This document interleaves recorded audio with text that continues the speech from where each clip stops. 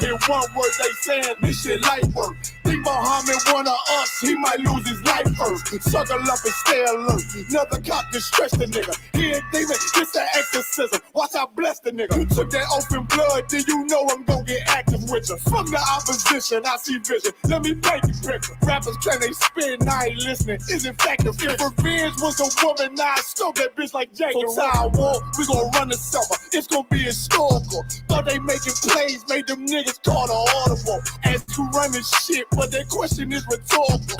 Bitch, I'm the one, me cookies with the oil. I'ma get them crackers, hell, should've never kidnapped my family. I can't do that. Bet I be the last nigga standing. Do a life sentence for my niggas, pray you understand me. I might put a switch on this Glock and call it young pay. How you real triggering on them dots? You a bird feeder, claiming he a demon. What's a demon to a cold leader? What he saying something, I ain't hear. This shit like it ain't about who got the gun, it's about who gon' up that pipe first. I turn a bad situation to a game change. Bring soldiers from the dead, just raised up the chain. Free shots, I'ma look like Aaron Jones when I run it. Never bite the hand that's feature, you'll never get that hand back. He bitching about 10%, I don't wanna hear none of that. He dropping sword, fuck him, just make sure you get that cover back. Look around, he ain't with us, probably cause he never was. Now my chin like you with the angels for your brothers. Everybody wanna be Richard Porter, God kill him like Alpo. Play if he want, it's laying in the trunk like Lee Malvo. A certified woman's ass nigga, I am not a toy.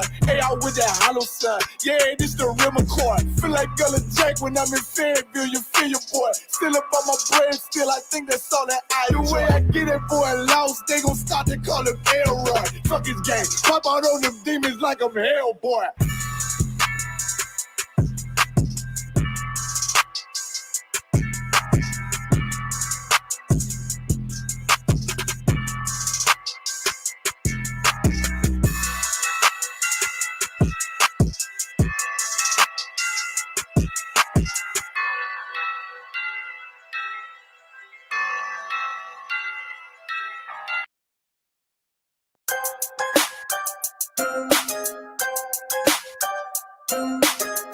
I just wanna see my enemies fall. Yeah, hey, look, I just wanna bow. Told my niggas stand tall, cause we about to go and get it out. Nigga, I just wanna bow. Look at them 20s where they crawl. I've been praying that my enemies fall. Nigga, I just wanna bow. And I hope you bow too. And that be why I gotta keep it true. Nigga, I just wanna bow. Just give me what I'm due. Let my enemies see the living proof, Lord. I just wanna bow. Trying to build my own city, homie.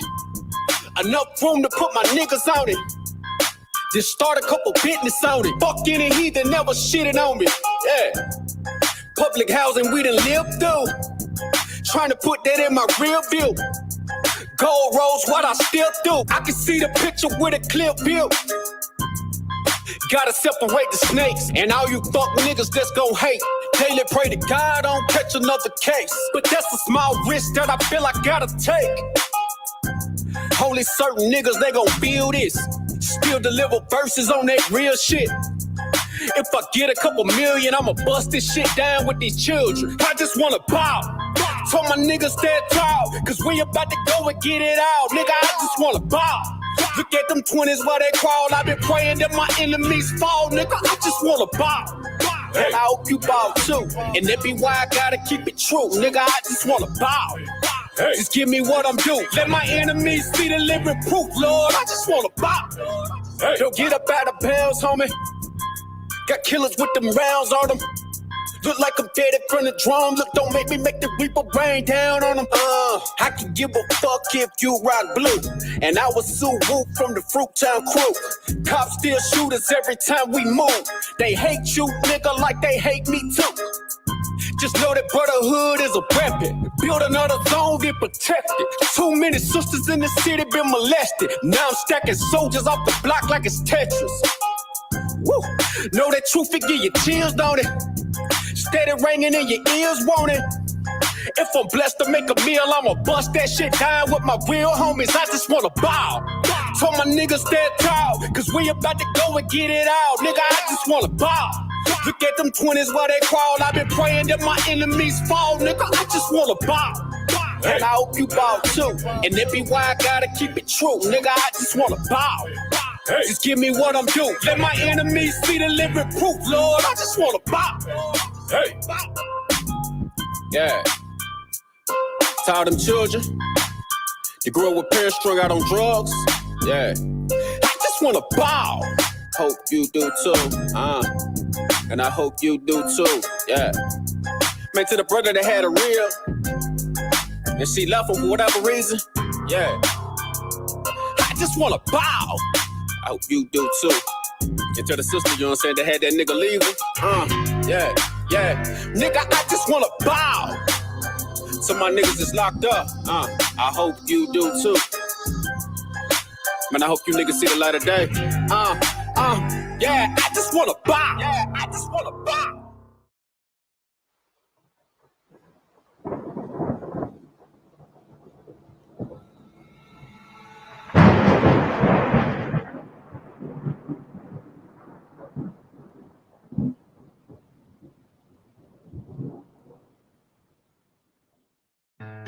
One West till they bury me.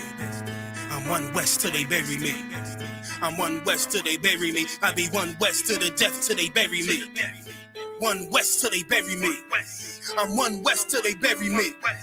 I'm one West till they bury me. I be one West to the death till they bury me. I be one West to the death till they bury me. They ain't scaring me. Rip the soul out of Pharisee. Speaking heresy and get you fucked up apparently. It's like they daring me. I said chill, they ain't hearing me. They ain't listening. Every bar nitroglycerin. Hit your heart, bring it back to start, make you live again. Get them dividends or we start getting ignorant. I be on that soldier shit. I told you shit phenomenal. Nah, but they abdominal. So what you suckers trying to do? Rhyming comical. Guess it's funny until I'm bombing you. Bring apocalypse to them pussy niggas that's popping shit. Team of all-stars, I coach them up like I'm Popovich. Fuck the politics and the lobbyists and apologists. They vagina, so we gon' check them like gynecologists. It's kinda obvious how the situation is ominous. The way I vomit this and regurgitate for the audience. They start applauding this cause the competition is fraudulent. From the era where niggas smoke you up like a parliament. The flow been stupid, shit has gotten retarded since. All the dominance of one West rising to prominent. Cause I be one West to the death till they bury me.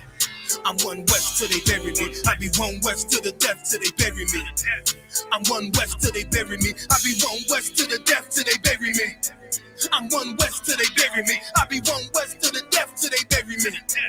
I'm one West till they bury me. They want a nigga quiet, mute my maneuvers. But I ride like I got group vibes for Uber. Rhymes hard like they've been viewed by Medusa. 9 milli Luger, 17 in the Ruger. Only need a few to sit up in your medulla. Obligata for the regatta, niggas wildin', they win every dollar. They riding by black Impalas, let the semi holler. The showstopper been the stopper since the teeny bopper. But now I'm growing them off Patron, premium of vodka. I put extensions on the Glock, modify the chopper. The swore heavy, war ready, and that's working mama. No marijuana, say I got the loudest silence on it. When I'm up on it, ain't no rapper do it like I do it. A lot of spitties and writers, but when they eat on, none of them can get to the fire around with me. And I had them niggas spin like a tire, down the deep. And I'm still dope as a piper. Every bar burn hard like a spoon with a lighter. Fuel igniter, I'm winning, coming through with the title because UPK. I be one West to the death till they bury me. I'm one West till they bury me. I be one West to the death till they bury me. I'm one West till they bury me. I be one West to the death till they bury me. I'm one West till they bury me. I be one West to the death till they bury me. I'm one West till they bury me.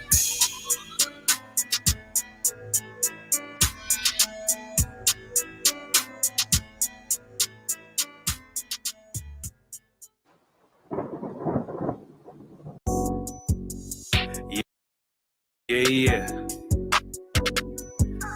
UPK shit, man. One West. Hey. I'm a UPK nigga, I'm stuck in my ways. That's on them, letting cowards fill up they ranks. Goddamn, lost tribes got them following waves. Loyalty a lifestyle, nigga, I'm just saying.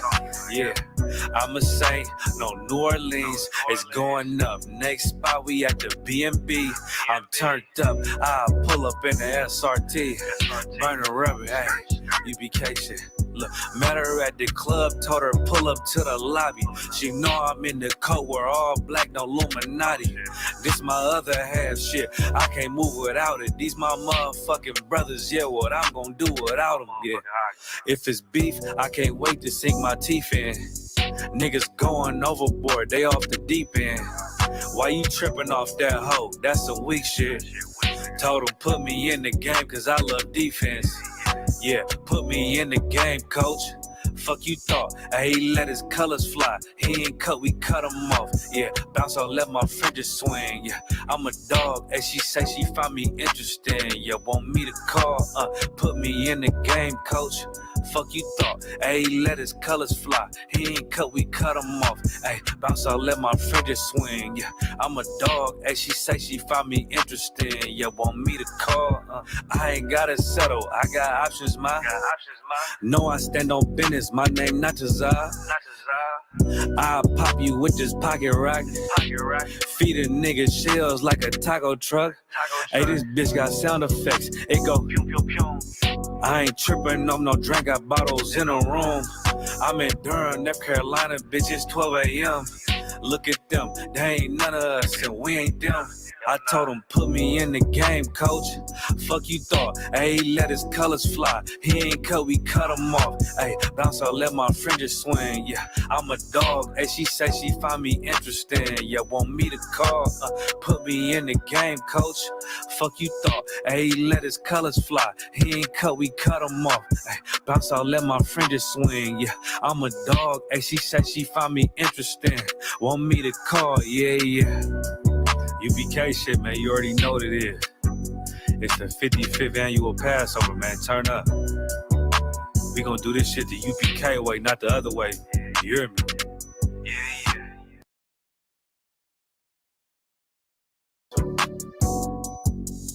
Yeah. UPK shit, man. One West. Hey. I'm a UPK nigga, I'm stuck in my ways. That's on them, letting cowards fill up they ranks. Goddamn, lost tribes got them following waves. Loyalty a lifestyle, nigga, I'm just saying. Yeah, I'm a saint, no New Orleans, it's going up. Next spot, we at the B&B. I'm turned up, I'll pull up in the SRT. Burn a rubber, hey, UPK shit. Look, met her at the club, told her pull up to the lobby. She know I'm in the code, we're all black, no Illuminati. This my other half shit, I can't move without it. These my motherfucking brothers, yeah, what I'm gonna do without them, yeah. If it's beef, I can't wait to sink my teeth in. Niggas going overboard, they off the deep end. Why you tripping off that hoe? That's some weak shit. Told him put me in the game cause I love defense. Yeah, put me in the game, coach. Fuck you thought, he let his colors fly. He ain't cut, we cut him off. Yeah, bounce out, let my fringes swing. Yeah, I'm a dog, and she say she find me interesting. Yeah, want me to call, put me in the game, coach. Fuck you thought, he let his colors fly. He ain't cut, we cut him off. Hey, bounce out, let my fringes swing. Yeah, I'm a dog, and she say she find me interesting. Yeah, want me to call, I ain't gotta settle, I got options, ma. No, I stand on business, my name not Tazar. I'll pop you with this pocket rock. Feed a nigga shells like a taco truck. Hey, this bitch got sound effects. It go pew pew pew. I ain't tripping on no drink, got bottles in a room. I'm in Durham, North Carolina, bitch, it's 12 a.m. Look at them, they ain't none of us, and we ain't them. I told him, put me in the game, coach. Fuck you thought, he let his colors fly. He ain't cut, we cut him off. Hey, bounce out, let my fringes swing. Yeah, I'm a dog. Hey, she say she find me interesting. Yeah, want me to call, put me in the game, coach. Fuck you thought, he let his colors fly. He ain't cut, we cut him off. Hey, bounce out, let my fringes swing. Yeah, I'm a dog. Hey, she say she find me interesting. Want me to call, yeah. UPK shit, man, you already know what it is. It's the 55th annual Passover, man. Turn up. We gonna do this shit the UPK way, not the other way. You hear me?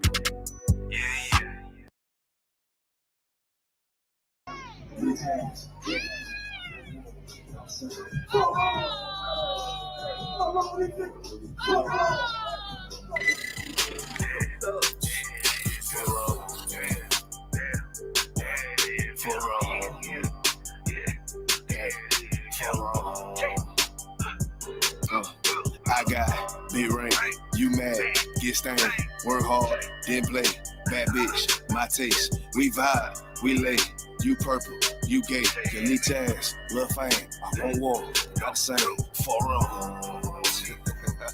4-0, these people. 4-0. I try to tell these motherfuckers time and time, 4-0. Pussy ass, purple ass nigga, man, 4-0. They get your born ass right.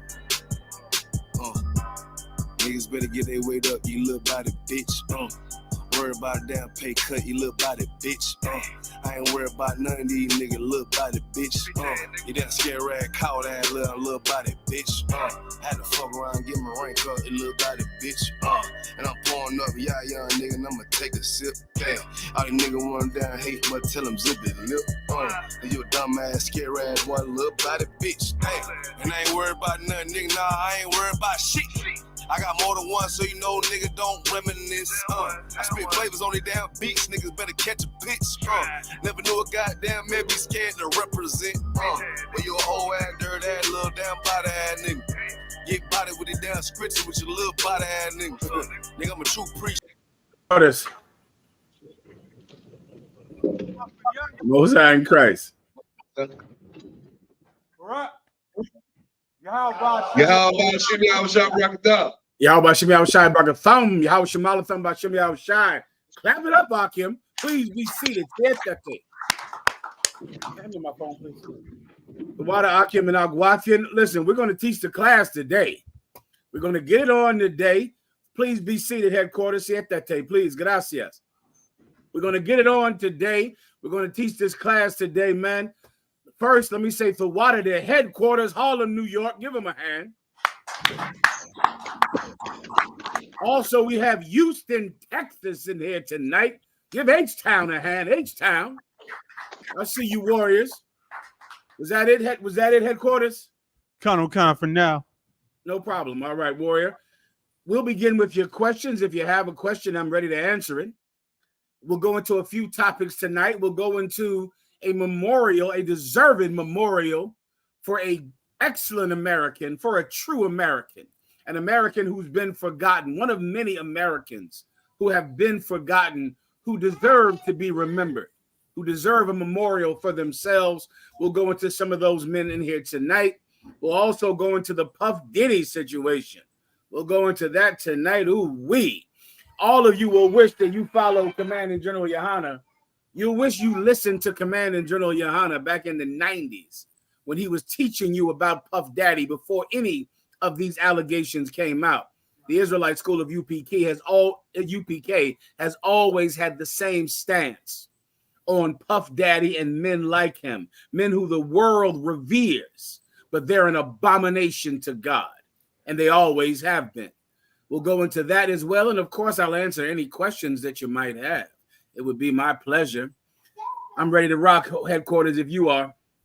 Kind of the one kind of sister in the chat says, Salakia, sir, if you don't mind, I had a question about Tobit 3 and 8.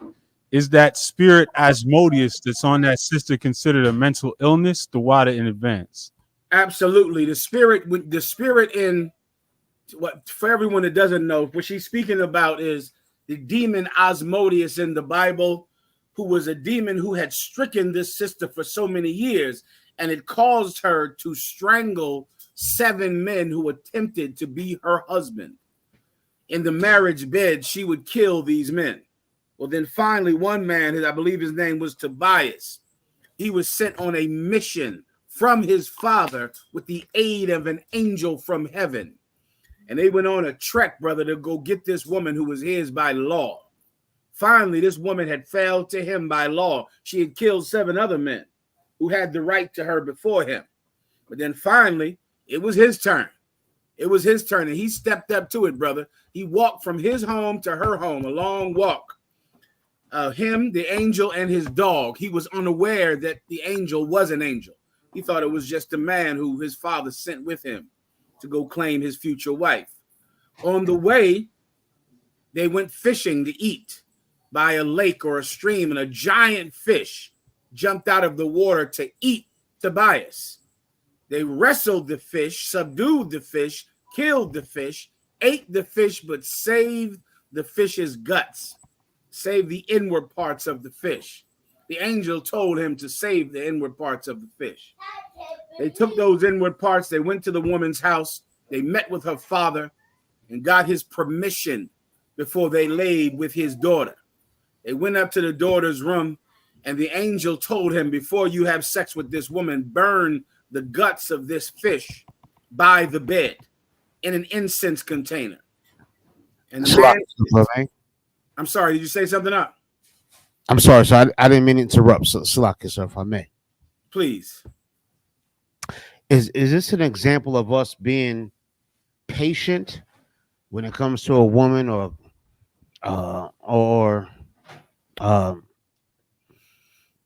being kind of slow to deal with a woman, so to speak? You know what I'm saying? I guess that's my question. Is this an example of being patient with a woman? Okay, let me describe this. Okay, absolutely, you should always be patient. And this story has an aspect of patience, you know, but patience is not good enough for some women. That's not good enough. There's a time when you wait the 1 year, you wait the 6 months, or you wait whatever time you decide to wait if the woman is in the world. And the UPK, of course, you know, you must wait 1 year from the time that you are in the school until the time that you can marry a woman in the school. She must wait 1 year. Now, of course, that an aspect of that is patience, because you just can't jump into the bed whenever you want with any woman the way you can if you were going to a church, or if you were in the purple group, or if you were in the Muslim mosque. You could just jump into bed the minute you see the woman. So an aspect of that is patience, but patience is really the smaller aspect, because in that year's time, what's happening is your woman is being cleaned of the demons she came into this school with. Kind of a concept. Demons. You are being cleansed of the demons you came into this school with.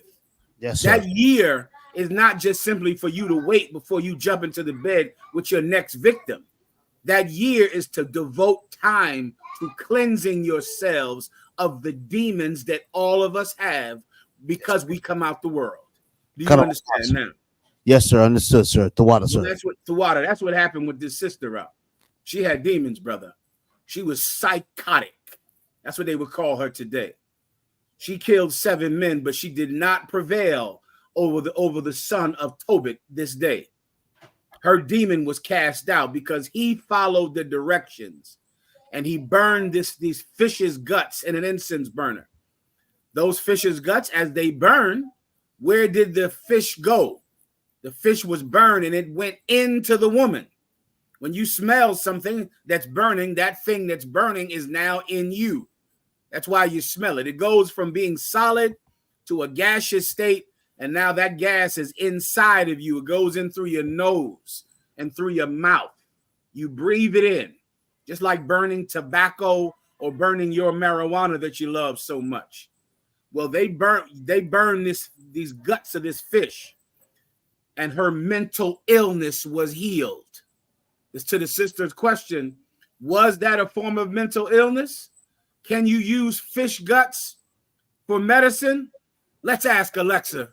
What's her name? Rainwater Blackfoot. Alexa, are there any medicines that consist of the guts of a fish or the intestine of a fish? Headquarters, ask Alexa. Alexa, are there any medicines that consist of the intestines of a fish? From NIH.gov. The present investigation demonstrates that fish trypsin and extract of fish intestines are effective in degrading human epidermal keratin in vitro, and in a recent investigation the same was shown with fish pepsin. By the way, you have a new notification. Alexa, stop. Alexa, in other words, yes, today they use fish intestine in medicine. Today.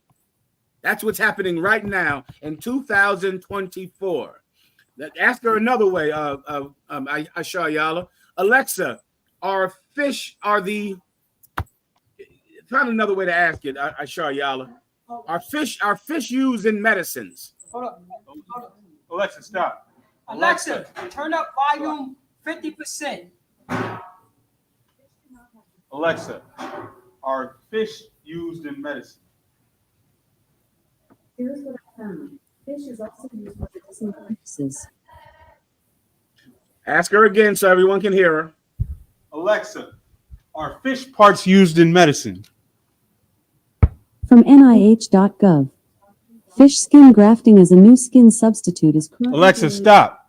Alexa, are fish used in medicine? According to an Alexa Answers contributor, the zebrafish is generally transparent and as such is used to test many Alexa, stop. She said it the first time, sir. I think you heard her. Yeah, that's true. Fish are used in medicines today. When that brother burned the intestine of those fish by that bed, that was medicine. That was medicine. He gave her her medicine. She inhaled the fish, and she did not kill her future husband. Take your medicine. You take it. You take your medicine. That sister took her medicine. Why? Why did she take her medicine?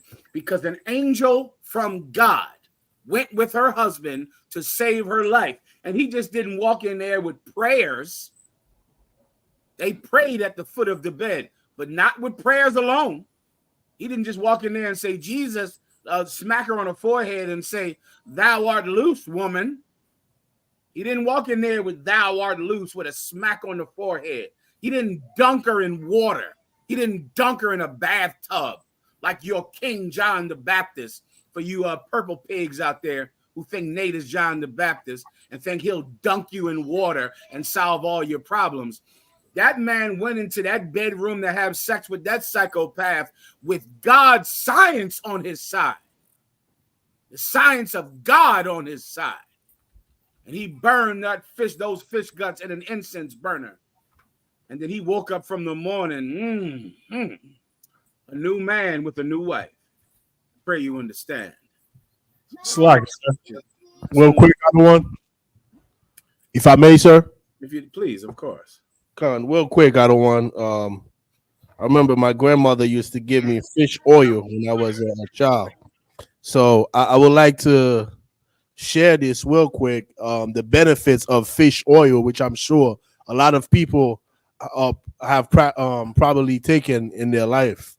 Number one benefit is for the skin. Number two, promotes healthy hair.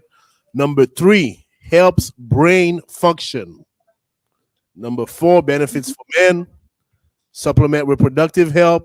Number six, fish oil benefits for kids. Number seven, lower risk of liver disease. Number eight, reduces risk of heart attack. Number nine, supports weight loss. Number 10, prevent risk of cancer. Number 11, good for mental health. Number 12, healthy bones and teeth. Once again, these are things that doctors know. Now, once again, I'm not a doctor, so I don't know what kind of fish this was. I don't know what parts are. The gallbladder, I believe, is what he burned to this particular fish. But there are people that devote their lives to medicine that understand what fish and what plants consist of the proper medicine for this particular disease. That is not my business, but I do know that there is a place for that kind of person in this nation, and there always has been. That angel knew that the gallbladder of this fish was an antipsychotic. And if you burn it and that woman inhales it, then you're going to have a new broad, you're going to have a new woman, instead of a dead man. You understand, Levi? If I could, sir, real quick. Go ahead, From verywellmind.com, fish oil can have several health benefits, including protecting and improving mental health. Because the omega-3s found in fish oil are critical to brain health, evidence suggests that taking fish oil may protect brain function and even help treat mental health conditions such as depression. Well, once again, I believe I'll give you the same answer I just gave Levi. I'm not a fish oil salesman, so I don't know what in the hell it does. You go in there, you ask, who does know? A doctor. A doctor knows. This angel knew. There are people that understand this because they study this. This is not what I study. So I could not tell you that if you rub fish oil all over your head, it's going to take away your crazy. I don't know that that's the case. But I do know that there are people that go to school, and there are doctors, and there are angels from God that understand what fish works, what part of the fish works. To the sister's question, this was medicine. That's to the answer. This was medicine. He gave the woman medicine, not magic. He didn't burn the fish in the fish gallbladder for some magical reason. That's why you burn sage. You burn sage for magic, because magic is fake and make believe. He burned this fish gallbladder for medicine, and it's actually scientific today. Everyone understands. Count out of one, kind. Okay, we ready to rock or not? Sir. There's a question in the room. Go ahead, Warrior. Y'all gonna have to shut that noise up over there. Go ahead, Al. Salakia, sir. I just wondered with everything going on, in the Middle East, who exactly are the Palestinians and who exactly are the Iranians? Man, listen, I always ask Commander General Yohana that a lot of those nations, I do not remember who exactly the Palestinians are. I'd have to ask Commander General Yohana. I don't know if they some Kurds over there in Iraq, the Palestinians. I do not recall who they are. So many different people have been in that land throughout the years, but Commanding General Yohana absolutely doesn't know. But I can't recall, Ibaria, exactly who they are. All right. Khan, sir.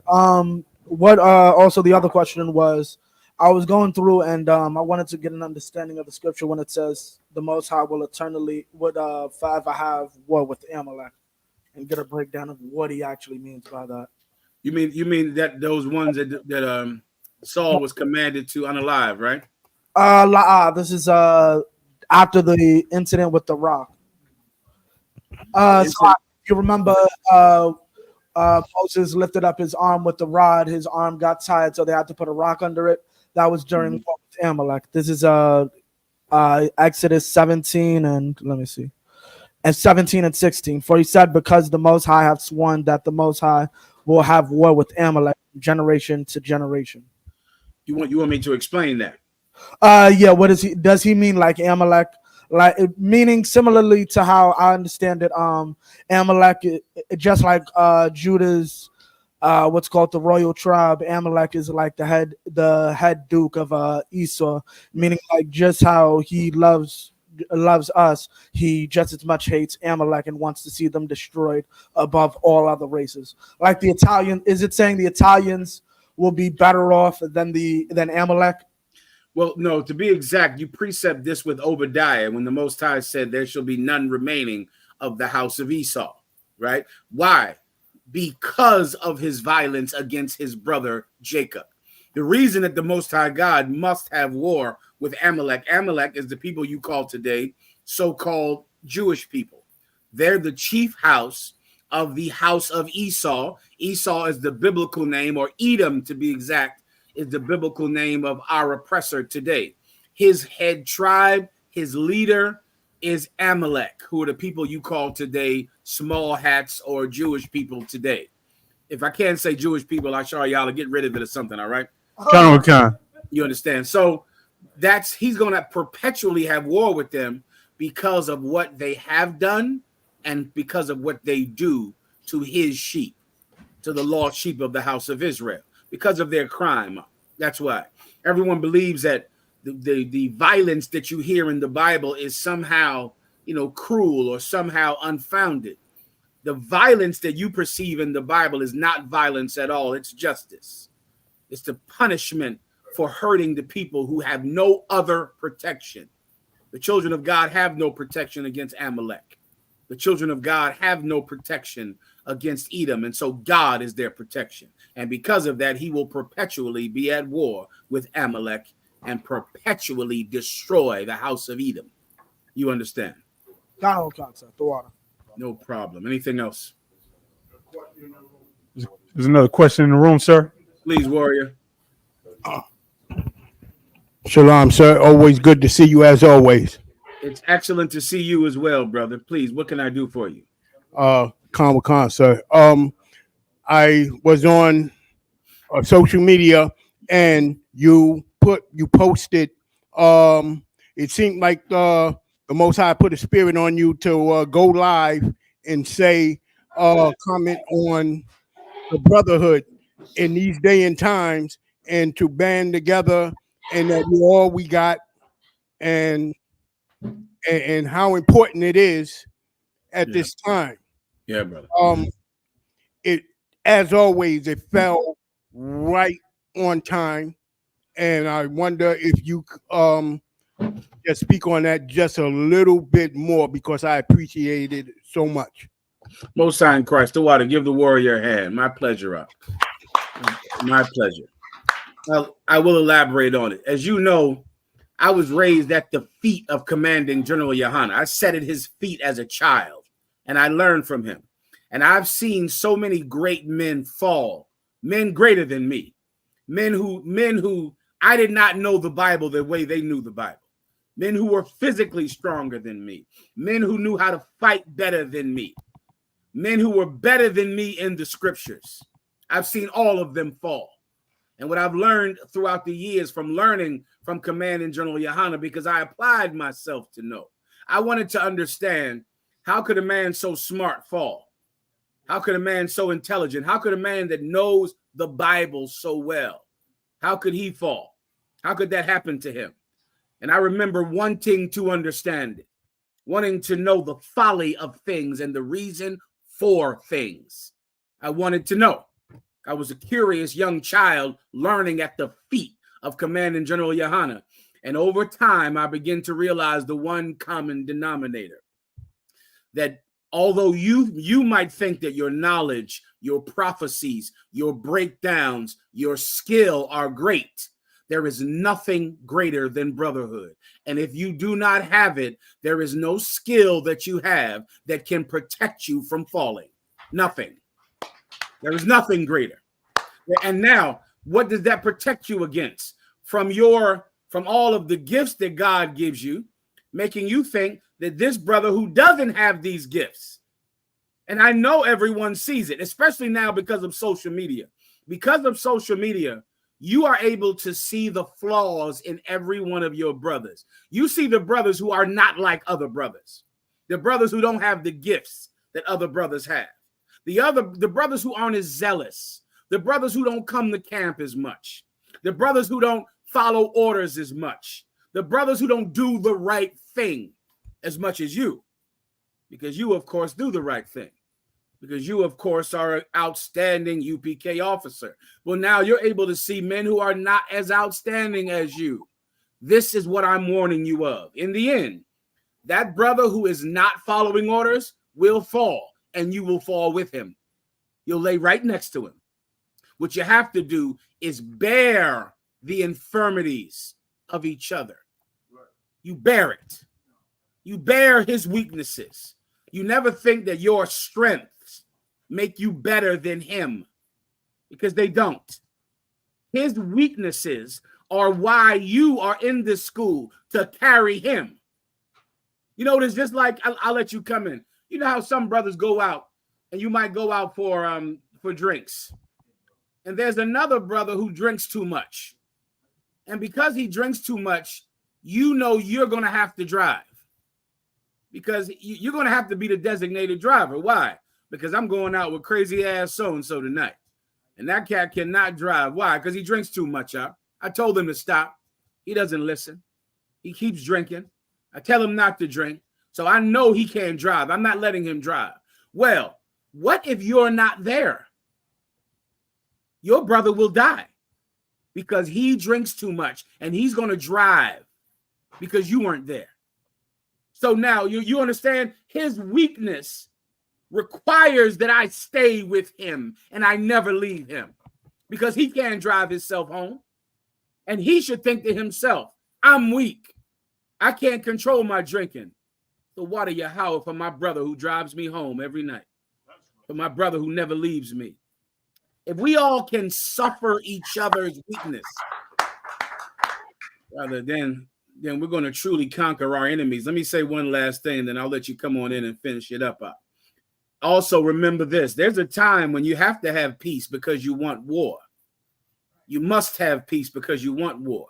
There's a time when all these gangs who hate each other since the 70s are going to have to decide how bad do they truly want to go to war.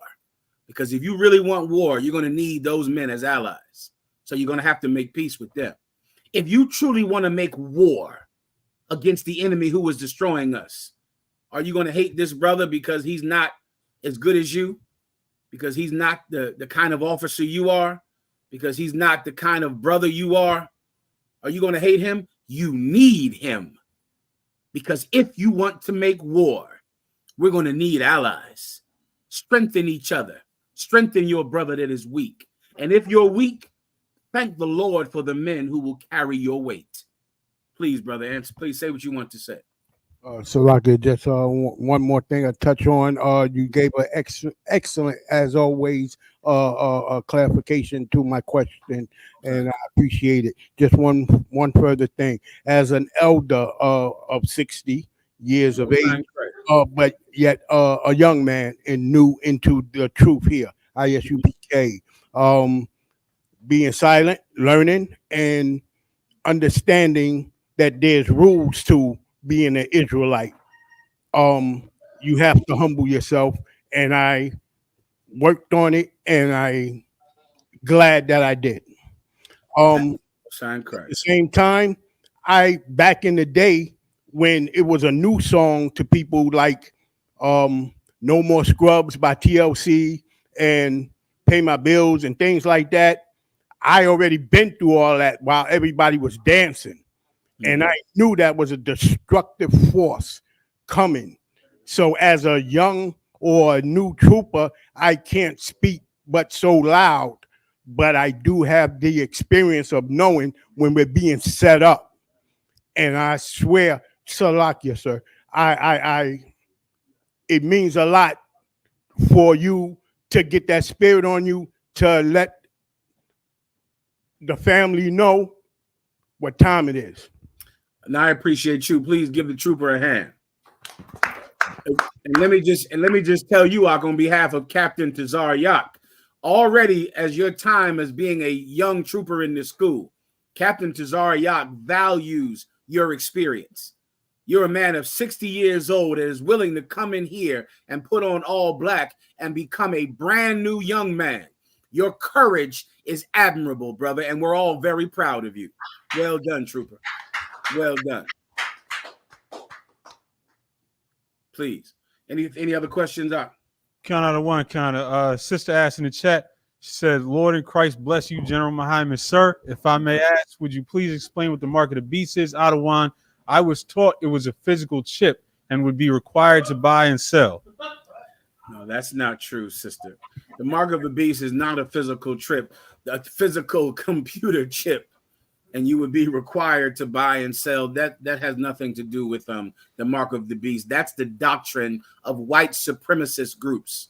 If you go and search on the internet where that doctrine comes from, white supremacist groups were teaching that, I think, all the way back in the 80s. They began to teach because that the mark of the beast was a computer chip, because that was when computers began to be mass produced and everyone began to have computers. And these groups were terrified of technology. They were scared. They were scared of computers. And so they said, the mark of the beast are these computers that are going to come into your home and they're going to plant them in your brain, simply because they were terrified of technology, scared to death of it. Like Amish people. Have you heard of the Amish? Do you know who they are, Ashar Yala? Count out of one. Yeah, those are people scared to death of technology. Anything older than 1832 is horrifying to them. Well, white supremacist groups in the 80s were scared of computers, scared of them.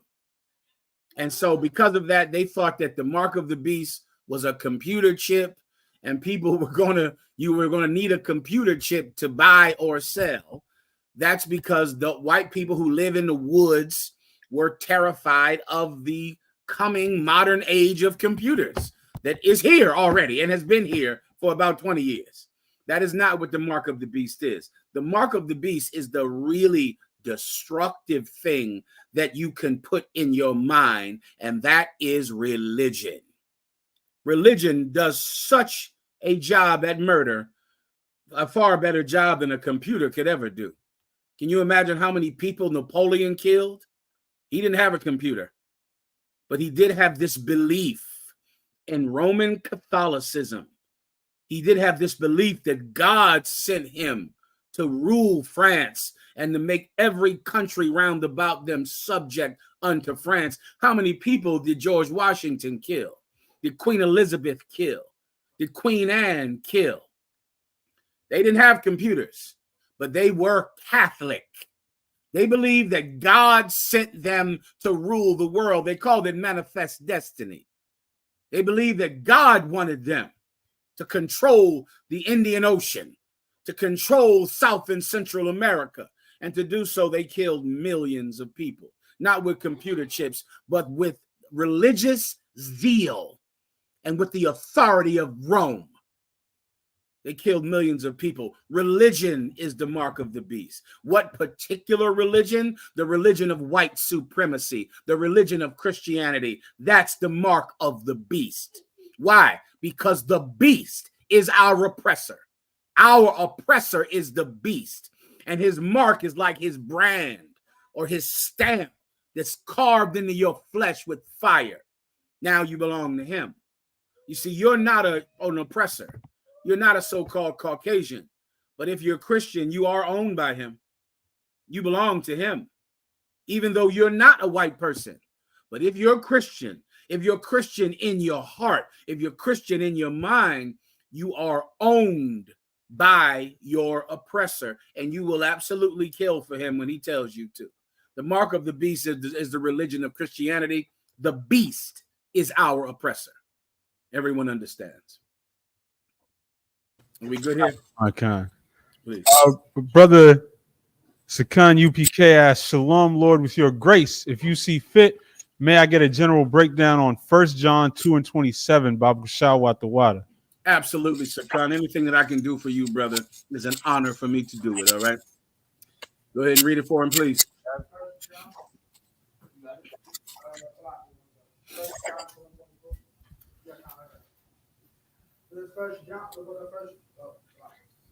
This is the book of 1 John 2:24. Let that therefore abide in you, which ye have heard from the beginning. If that which ye have heard from the beginning shall remain in you, ye also shall continue in the Son and in the Father. Let me explain right there. The thing from the beginning he's speaking about is the truth. He's talking to men who are already in the truth. And he's saying, don't forget about the things that you learned when you first came into the truth.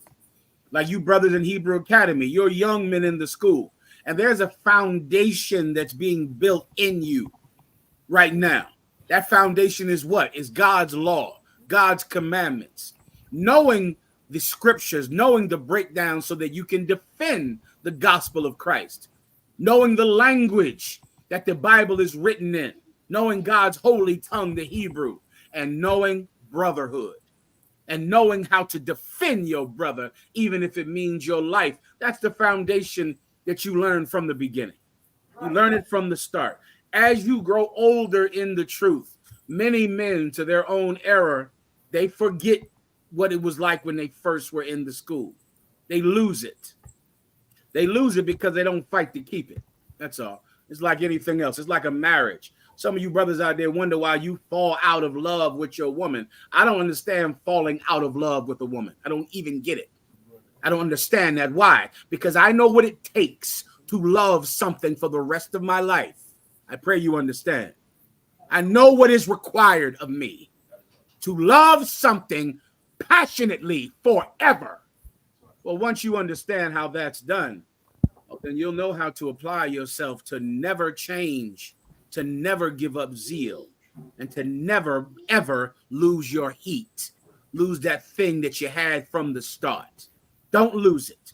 Think about what it was like when you first became an officer. Think about how bad you wanted to get to camp. Think about what you would do for the UPK and for your brothers and for your sisters. You remember that. Now, as you grow older in the truth, you know what happens? Problems from the world begin to happen. Then you start to get problems at home, problems on your slavery, bills and work. your slavery, your wife, issues, they begin to stack up and they begin to cloud your zeal that you had when you first learned the truth. Don't let it happen. Don't let it happen. Love this woman forever, brother. Love her forever. I pray you understand. The one kind. Read it from the top and I'll explain. 24. Let that therefore abide in you, which ye have heard from the beginning. The things you were taught from the beginning, let them live in you. Don't get rid of them. Don't change. Don't change. Don't now realize, well, I got my job and my wife and my kids and blah, blah, blah, all that nonsense that now changes you. And it is not going to help your wife or your kids. Your wife and your kids will not benefit from you becoming disloyal to the UPK. All your wife and your kids will do is learn how to be disloyal to you. Don't change. Keep it in you. Keep going. Damn right, warrior. Keep going. That which ye have heard from the beginning shall remain in you. Ye also shall continue in the Son and in the Father. Because if you continue to have the thing in you that was in you when you first learned the truth, then you will continue in Christ. And because you continue in Christ, you will continue in God.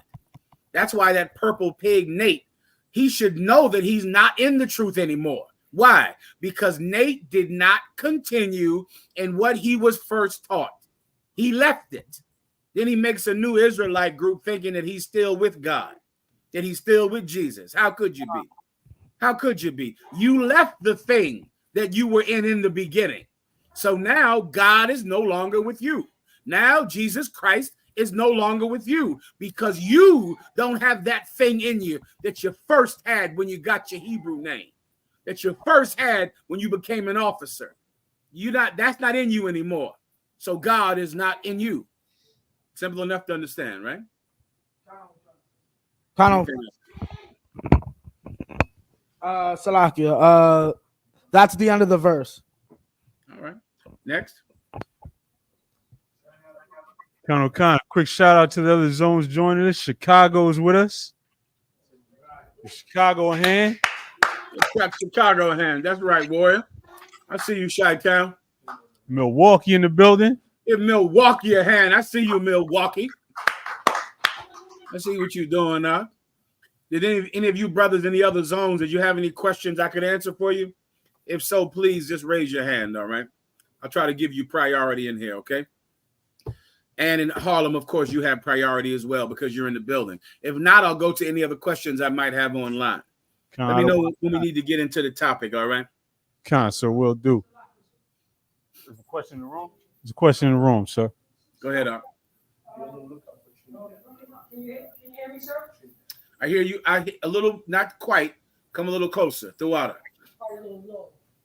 Probably a little low. Then I'll get my out voice.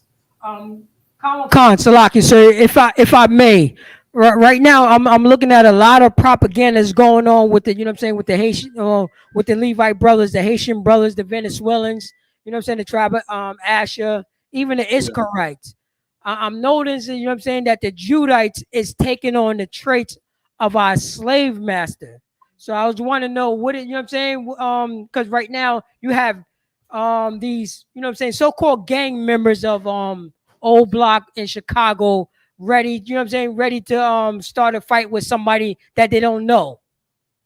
So and how do you know that that's happening? How do I know that that's happening, sir? Okay.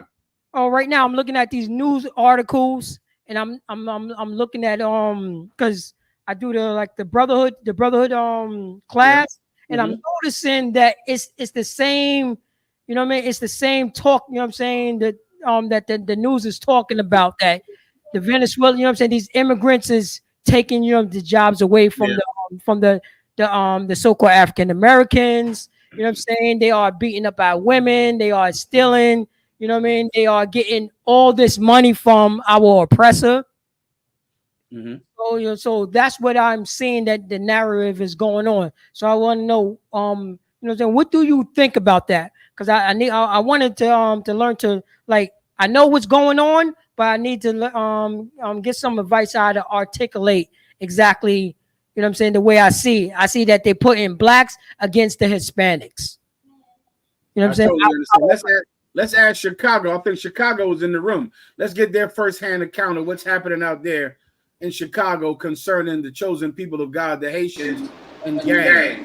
Chicago, are you there? Khan on Wakan, General. Chicago, Y'all have about you seen anything concerning what the brother was speaking about with Udite gangs, Haitians in Chicago? Not lost or not firsthand. I have been hearing stories like, of course, you know, they're trying to separate us out here. That they put all the propaganda out there that the Venezuelans are coming and getting $8,000 a month and rental assistance and food stamps, and you know, they're trying to make it seem like the brothers and sisters are getting all of this money from the government, and it's provoking jealousy amongst amongst our people against each other. But when we go around the streets of Chicago, on every other corner, the Venezuelan brothers and sisters are standing there with their kids with signs held up begging for money.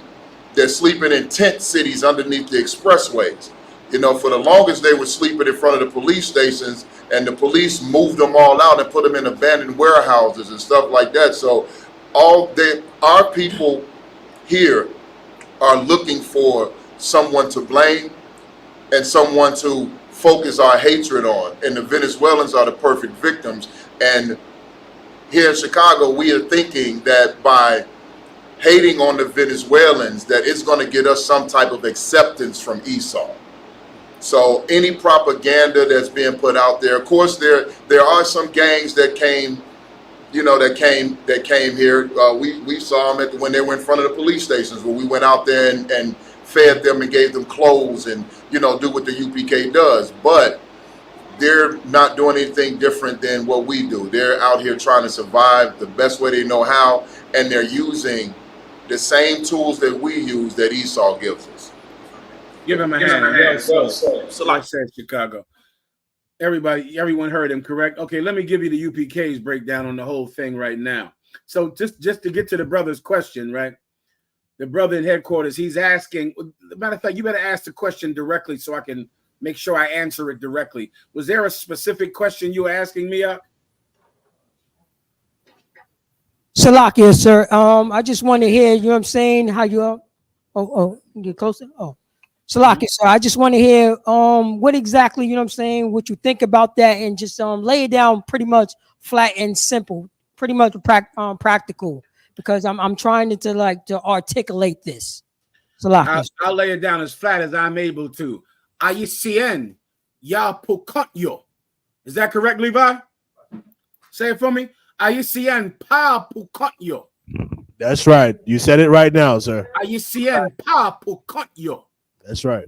The Haitians are not alone. Ayicien pa pukatyo. That's the Israelite school of UPK's breakdown. Ayicien pa pukatyo.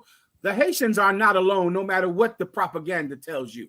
Don't you ever think that the Haitian people that are over here starving in America because America destroyed their beautiful country, don't ever think that black people in America will turn against them. We won't. You see, you'll pick up your phone and you'll think that the Haitians are your enemies because they're getting so much money from the government. And you'll think that the Venezuelans are your enemies because they're getting rich off of welfare checks. They're getting rich from welfare checks. So now you have to hate the people from Nicaragua and Venezuela. Los Hispanos no están solos. Los Hispanos no están solos. The Hispanics are not alone. They're not alone either. Don't ever look at your phone and think that our oppressor can make us hate each other, because they use that same propaganda against your father to throw 2 million black people in jail. That's how they got you in prison. You know why? Because you black people are lazy bums. Let me see Harlem again. Harlem, you ever hear that? Harlem, you ever hear that you black people in Harlem are lazy bums? That's why you're on welfare. You're on welfare. You're a welfare queen. That's a term from the 80s. A welfare queen. Somebody who's just taking money from the government. You're too lazy. So the white people go out and work all day, and you don't even have a job, and you get money from the government. We have to cut welfare. We got to have welfare reform. Who knows what that is? Welfare reform. It's when they noticed that black people were getting pennies from the government, but they were angry because black people were getting anything. So they had to change welfare and force your mother to go out and work somewhere, or else they'd stop giving her food stamps. Meanwhile, when she goes to find a job, there are no jobs.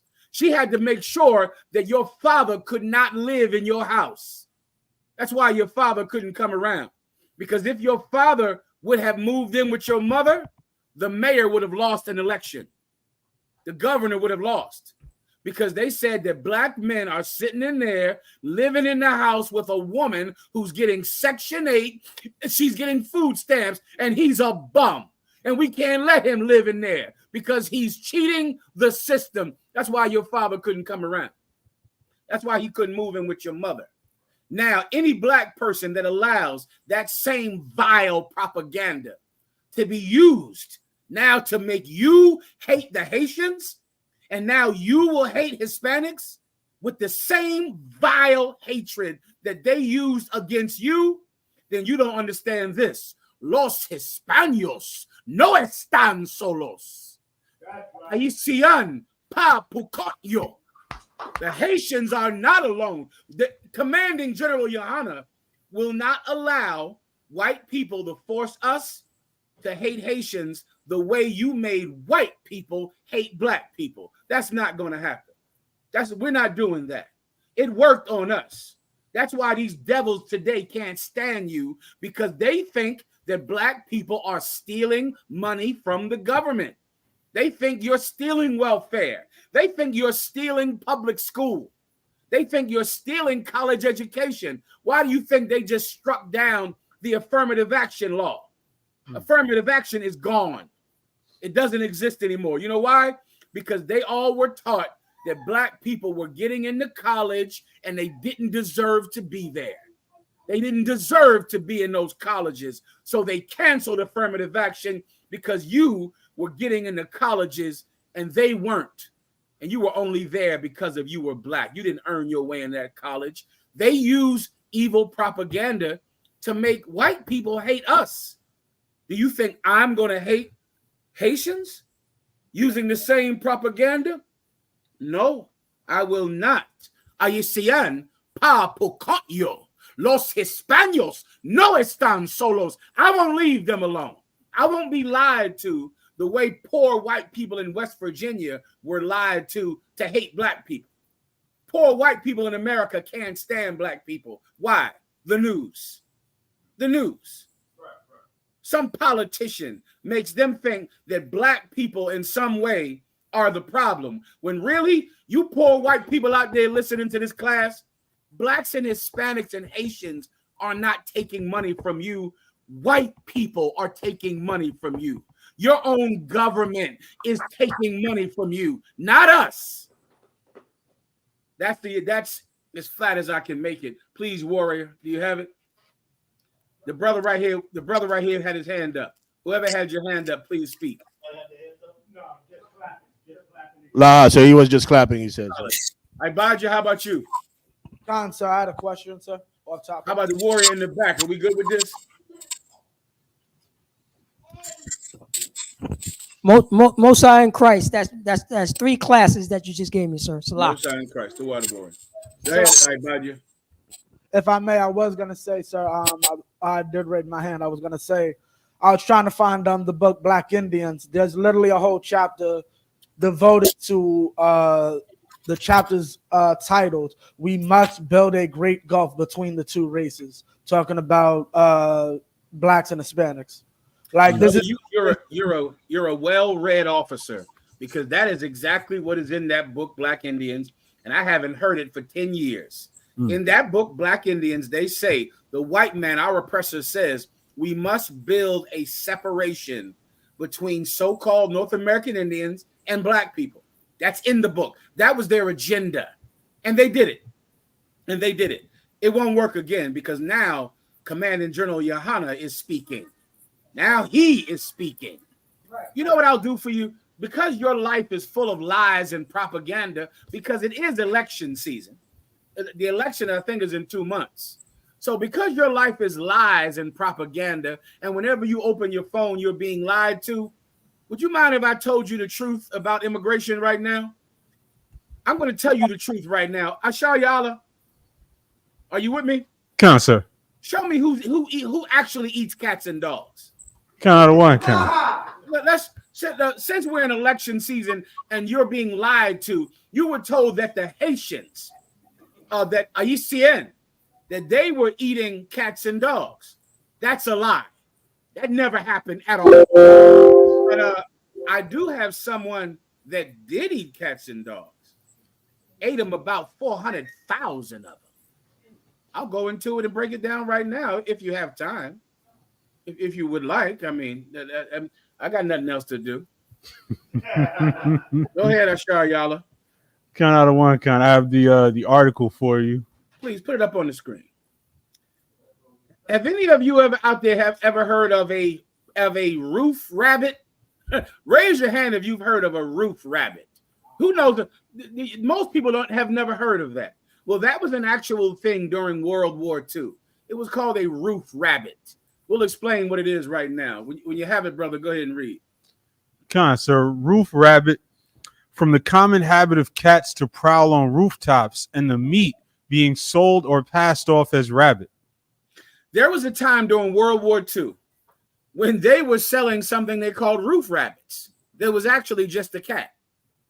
How many of them did they kill? Give me the great pet extermination. It has a name. Levi, listen to this. This has a name. What's the name of it, Ashar? The forgotten history of the British pet Holocaust. Damn, Levi, it's called the British Pet Holocaust. That is what history calls it. A pet Holocaust. What is the pet Holocaust? Read. Within the first 4 days of World War II, top line right there. The history of 750,000 British pet dogs and cats euthanized in World War II. In World War II, they killed 750,000 pets and ate them because there was going to be a meat shortage. They were going to have a meat shortage and they slaughtered them for meat. Go ahead and read key points. That's all you need. Just before World War II, there were fears that war. Just before World War II, there were fears that war with Germany would result in food shortages. A British governmental committee recommended that pet dogs and cats be put to death to conserve food resources. They went and began to eat all of the cats, eat all of the dogs before World War II. They did it in Poland as well. They began to eat all of them. Play the video I have for you as well. Come on, sir. They began to just eat all of them because they were afraid that there wasn't going to be any meat. So they began to just get every alley cat, cut them up, and sell them in the store as roof rabbits. Go ahead and play it. Y'all remember this video? How come we don't eat cats? Mr. Mojo Mike let me know that in Europe during World War II, they would actually serve cat as rabbit as a survival mechanism. Evidently, when you remove the head and tail from a cat, it looks a lot like a rabbit. 1939, an event called the British Pet Massacre took place where over 750,000 pets were slaughtered in preparation for food shortages during World War II. And during this time, cats gained notoriety as being a roof rabbit. 700,000 cats killed for food. Put it back up on the screen again. It's going to be written on the screen. Put this the video back how up. come we don't eat? And then I want you to freeze it when they say killed for food. Keep going. Cats. Mr. Mojo Mike let me know that in Europe during World War II, they would actually serve cat as rabbit as a survival mechanism. Evidently, when you remove the head and tail from a cat, it looks a lot like a rabbit. 1939, an event called the British Pet Massacre took place where over 700... Pause. That's true. That's not propaganda. That happened. 750,000 100,000 pets turned into food. It has a historical name. It already happened. It's called the British Pet Holocaust, the British Pet Massacre. They just caught every cat, killed everyone, killed all of them for food. That's not propaganda. White people ate cats. They ate cats. They're the ones that ate their dogs. And they ate their dogs a year before World War II. When you go do the research, they were in preparation, preparing for a time when they thought they would not have any food. And so they begin to just kill all their cats. And instead of calling it a cat, they called it a roof rabbit and ate it. That happened. That's not propaganda. That's historical fact. Everyone understands. Sir, Captain Kahuntham Yad said, ask the white people in Asheville what they're eating now. Ooh-wee, Kahan. Ooh-wee. They eating a lot of roof rabbit in Asheville, North Carolina. They eating tons of roof rabbit in Asheville, North Carolina right now. You got it? Like it, sir? I believe everyone understands. I'm good. I believe everyone understands, correct? Not sure how to help you. Alexa, stop. Salaki, the comments are going crazy with that in disbelief. Oh, that happened, Doc. That happened. They killed every last one. Let me tell you, you let these white people get hungry, brother. You let these white people get hungry, you better run. If you see a white man putting salt on you, you better get the hell out of there. A white man will be chasing you around with a fork and a knife and a napkin tied around his goddamn neck. You better run. If I may, sir. Go ahead, Doc. Just like Jeffrey Dahmer was doing in Ohio, sir. Ain't that something? Jeffrey Dahmer. Can you imagine the gall of white people to claim that Haitians are eating cats, when meanwhile they're too stupid to open up a book and learn about the British Pet Holocaust, when 700,000 pets were killed for food before World War II? The gall that white people have. Let me tell you, most of your own opinion about yourself comes from white propaganda. Like that's how you think about yourself. You listen to what white people think about you, and that is how you form an opinion of yourself. If I was you, I wouldn't do that. I wouldn't allow my enemy to tell me who I am. I wouldn't do that. White people actually ate 750,000 cats and dogs. It's called the Pet Holocaust. They killed all of them, preparing for meat shortages in Europe before World War II. They did it. They ate them, and they just changed the name of it.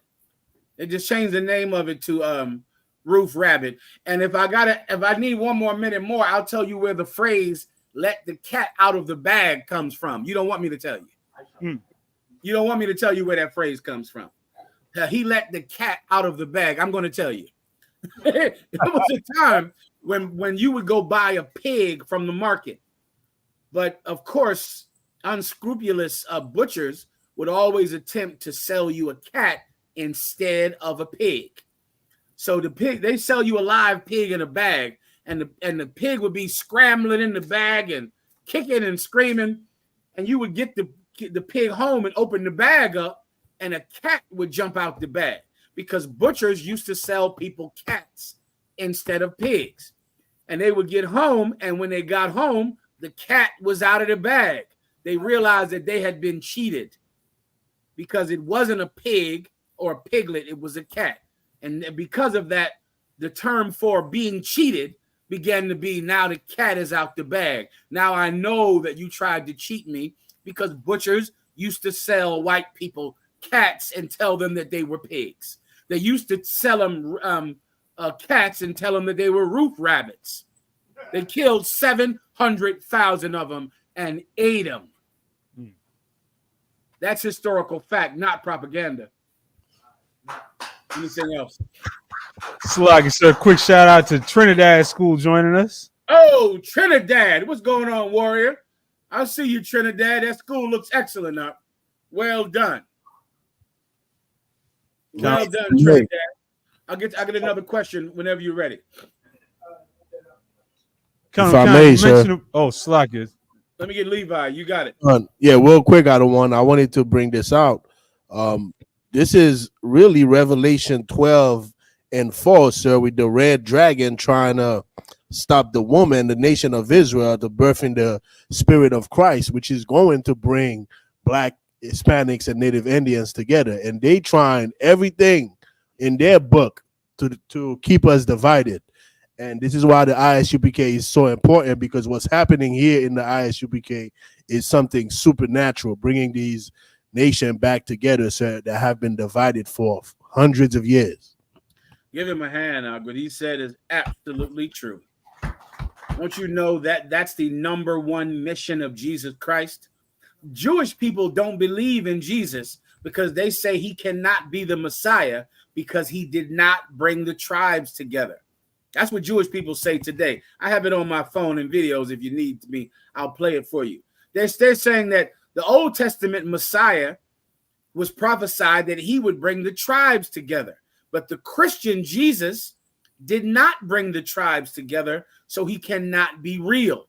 What they don't know is that the Jesus of the Bible, his work began 2,000 years ago, but it's not finished. We're working on it right now. Jesus Christ laid the foundation to bring the tribes together. That is what the Messiah was sent to do. The Messiah was sent to bring all 12 tribes back together again in the hand of the one true living God. And Jesus Christ is the instrument to bring those 12 tribes together, brother. And it's happening right now. And we can't be divided. There's nothing that a Haitian can do to make Judah hate them. There's nothing that a Mexican can do to make a Puerto Rican hate them. Right. This nation is coming together under Jesus Christ. And I don't care what our enemy does or what attempt he makes. But everything he does will fail because God wants unity in this house. Everyone understands. Con. I'm ready whenever you are. Con, sir, you mentioned how close we are to the election. Captain Gadalhar had a question. He's asking what the significance and the similarity between the ports being shut down and it being an election year this year. Well, let me tell you something. You can expect a strike every election year. It's going to happen. Why? I'll try to explain it to you in the simplest terms available to me. There is a war in America. It's been going on since about the 1800s between the working class in America and the rich in America. They fight each other. They fight each other for power. The working class has power in numbers. The rich, his money is his power. And so what you'll find is that the unions, the white-led labor unions in America, around every 4 years, they will battle over more money. They'll battle over better conditions. They'll battle over ownership in their companies. And they do it because they have leverage this time of year. It'll also happen always around Christmas, right? Or some major holiday, because if those shipping goods don't get into America, then Christmas is canceled. Right now, the Longshoremen's Union is striking, which affects, I think, unions. Tell me how, it's not every longshoreman union, but it's a lot of longshoreman unions that are threatening or are on strike right now. Well, a longshoreman or a stevedore they're the people that take the, those big shipping containers on those big boats with all those containers, right? The people that take those shipping, say again? If I could, sir, just for some context, about an hour ago, it looks like they reached an agreement to end the strike and return to work on Friday. Surprise, surprise. Why? Because those shipping containers, the people who take those containers off the boat and put them onto trucks, those people are called longshoremen or stevedores. They take the containers off the boat and they put them on the trucks, and then the trucks take them to stores. The people that drive the trucks are called teamsters. Teamsters, from the old tradition of a team of horses that take goods all across, the city or the country. The Teamsters union is the trucking union, And the Longshoremen Union are the people that take the big metal containers off the big ships.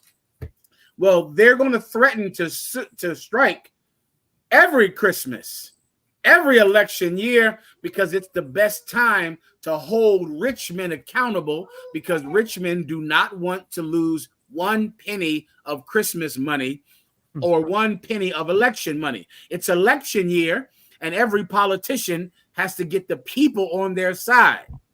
And because of that, the unions know that it's the opportune time to stick it to a rich man, because the rich man won't be able to fight like he could if it wasn't Christmas time or if it wasn't election time.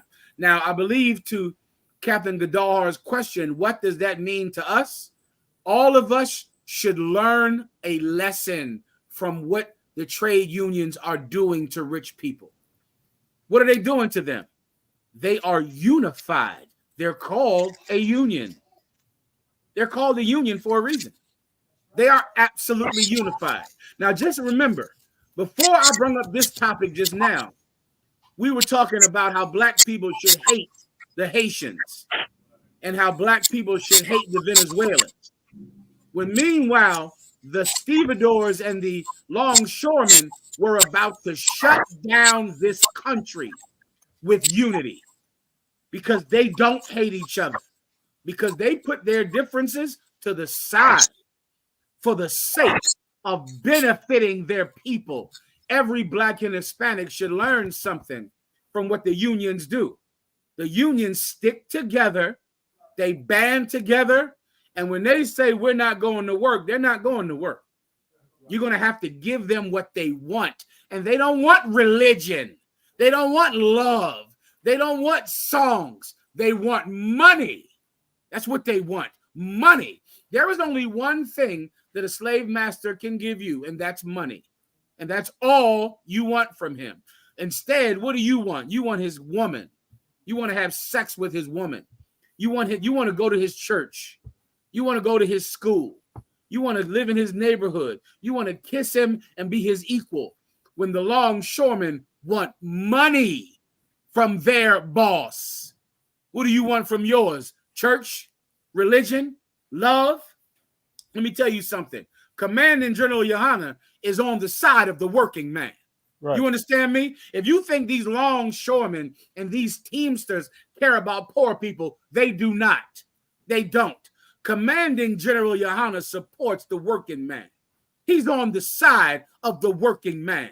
Commanding General Yohana is building a union, the biggest and the strongest union that has ever existed on the planet.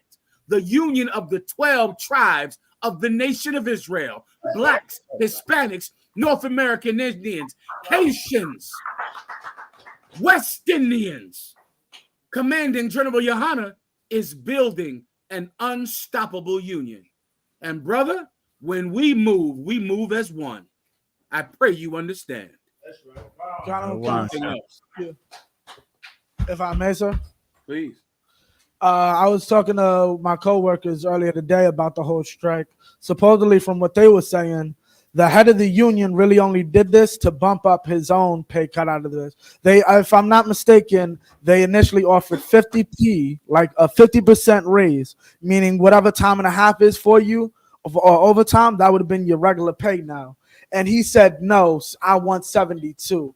And from what I understand, he wanted the 72 because once the union takes the union dues, which is most of the money, that means he gets a bigger lump sum now. So what does that mean? What should the people in the union do? That the cats in charge of the union don't actually care about poor people. They're only caring about themselves. Well, that absolutely is a fact. But guess who else doesn't care about poor people? The boss.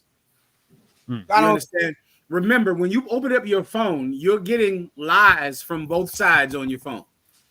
The boss is saying this person only did this because they want a bigger house. That's what the boss is saying. The union is saying we want more money, and the union is working with the mafia.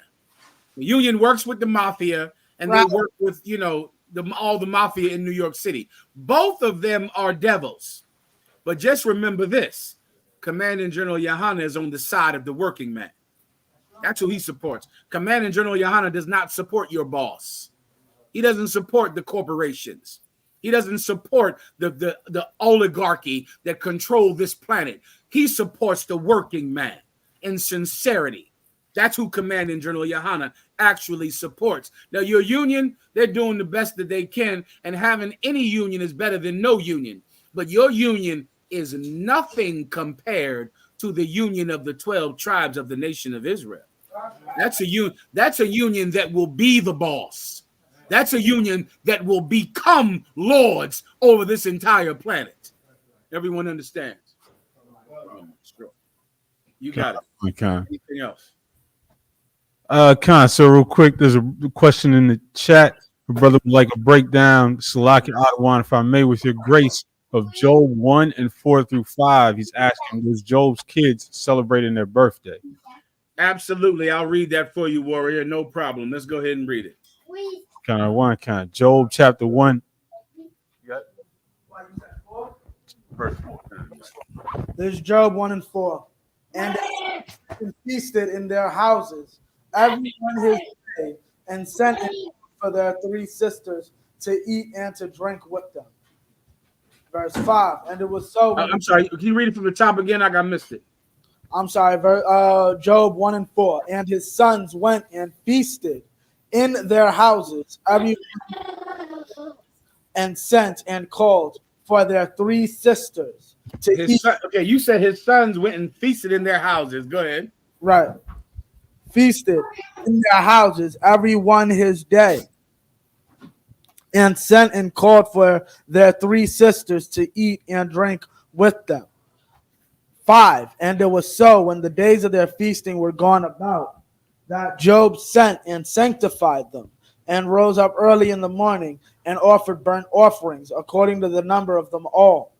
For Job said, it may be that my sons have sinned, and cursed God in their hearts. Thus did Job continually. I got you. Yes, this is absolutely a sin what they did. So this is a birthday celebration. And I'm sure at that time, my God, the Babylonians or whoever else, whatever tree round about the garden, whatever nation was celebrating birthdays at that time, they got it from them. But this is a birthday celebration, and his sons and daughters did it. Job said, my son, they might have just sinned by having this.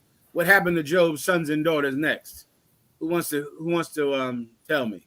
They were deleted, sir. Yeah, they were all unalived, all of these sons and daughters. Yes, this is a birthday celebration. Or to be specific, this is a celebration for themselves that was a sin against God. That cannot be denied. So I'm being very strict about how I'm breaking it down. This is a day that each one of them had to themselves to celebrate that Job knew was a sin against God for them to do. What's very similar to that? A birthday celebration. It's a day that is for you. You celebrate it, and it's a sin against God. That's the breakdown completely. All right? Kind of one kind. I'm saying that because it doesn't say their birthday, but it does say they had a day that was their day. They did it, and Job knew it was a sin when they did it. Go ahead, Lee. Go ahead, Ibaji. If I may, birthday is mentioned for Pharaoh in Genesis, so the word does exist. That people absolutely celebrated birthdays from the other nations. That's correct. From Pharaoh, the Egyptians. Correct. Anything else? Captain DeBarmouth asked, does Iran military retaliatory strikes draw Russia into the war in the Middle East? Or will they make quick work of Ukraine or abandon that battle to aid its ally in the Middle East? He's saying, does Iran military, as everyone knows, Iran strike the Israelis, and now, of course, the Israelis have to strike, and they're going to do a disproportionate strike to Iran, which means if Iran killed 10 of their people, the Israelis will just kill 400 of theirs. Does Iran military strike draw Russia into the war? Why? Because Russia are the main allies of Iran. Does it draw Russia into the war in the Middle East? And will they make quick work of Ukraine or abandon that battle to aid its allies? Now, to the last part, I don't know what will happen militarily. That's a question for the people running this strategy in Russia. Will they decide to abandon the Ukraine? Will they not abandon the Ukraine? I can't speak to something that specific, but I can speak to the first part. Will this draw Russia into the Third World War? Primeramente Dios. Primeramente Dios. Lord allow it will. I pray it does. I pray that this is the beginning of the Third World War. This is absolutely what Commanding General Yohana had been teaching me for years was going to happen. That these countries were going to begin to fight, and this person's ally would fight this person's ally. Then because of that, the allies have to fight, which means the other allies have to fight, which means it's a world war in the Middle East. In the Middle East, which is absolute biblical prophecy that Commanding General Yohana has been teaching me since I was in my early 20s. Primeramente Dios. Lord allow, I pray it's the beginning of the Third World War. Everyone understands. Count out of one, count. Sir, a brother called Brain Damage asks, General, why is the so-called women of the tribe of Judah so wicked? I am from Benjamin. Really? I'm from Benjamin, and I simply can't understand it. Please help me. Thank you in advance, my liege. Absolutely, Brain Damage. You have a very humble name. I understand why you name yourself Brain Damage. You want the world to know that you've been through traumas, but you absolutely want to be healed. And Brain Damage, you're in the right place to be healed. Well done, warrior. And I absolutely will answer your question that was asked with so much grace. Let me just help you out. The belief that Black women are cruel is more propaganda. That's not true. That's not true. Brain Damage, what is a Karen? What's a Karen, Brain Damage? That's all. You know, there's a thing, you know, for all my life, I've heard how Black women are so evil and so cruel and so terrible. And I looked up who Tiger Woods was married to. She beat him with a golf club and took his money and took his children. I looked up who O.J. Simpson was married to. She had sex with some delivery boy. Right. Then there's a thing that people didn't know existed. Commanding General Yohana knew. There's something called Karens. Karens are white women that think they own everything around them. They think they own the neighborhood, the building. They call the police whenever anyone inconveniences them, and they get Black men killed by the police. Black women are not evil and cruel. Black women are just women. That's it. They're women. You ever heard the term, hell hath no fury like a Black woman scorned? Is that the phrase, Aisha Yala? Ah, sir. What's the phrase exactly? Like a woman scorned. Yeah, that's what the phrase is. Hell hath no fury like a woman scorned. Tell me how old that phrase is and where it comes from, please. Let's find out, sir. I'm waiting for Brain Damage to tell me what a Karen is. The phrase comes from the 1697 tragedy, The Mourning Bride, by the English playwright William Congreve. Was William Congreve, was he a Black man from Harlem? He was an Englishman. Oh, he was an Englishman. Was he from Brixton? Was he from where the school is over there in the UK? Was he from South London? Huh? I don't believe so, sir. Yeah, I think he's a white man from about the Renaissance. All right, I think that's who he is. And he said, hell hath no fury like a woman scorned. Women are emotional. Women make decisions based on emotions and not logic. But there is nothing inherently evil about a Black woman. Her only problem is that she's a woman. But here's the good news, Brain Damage.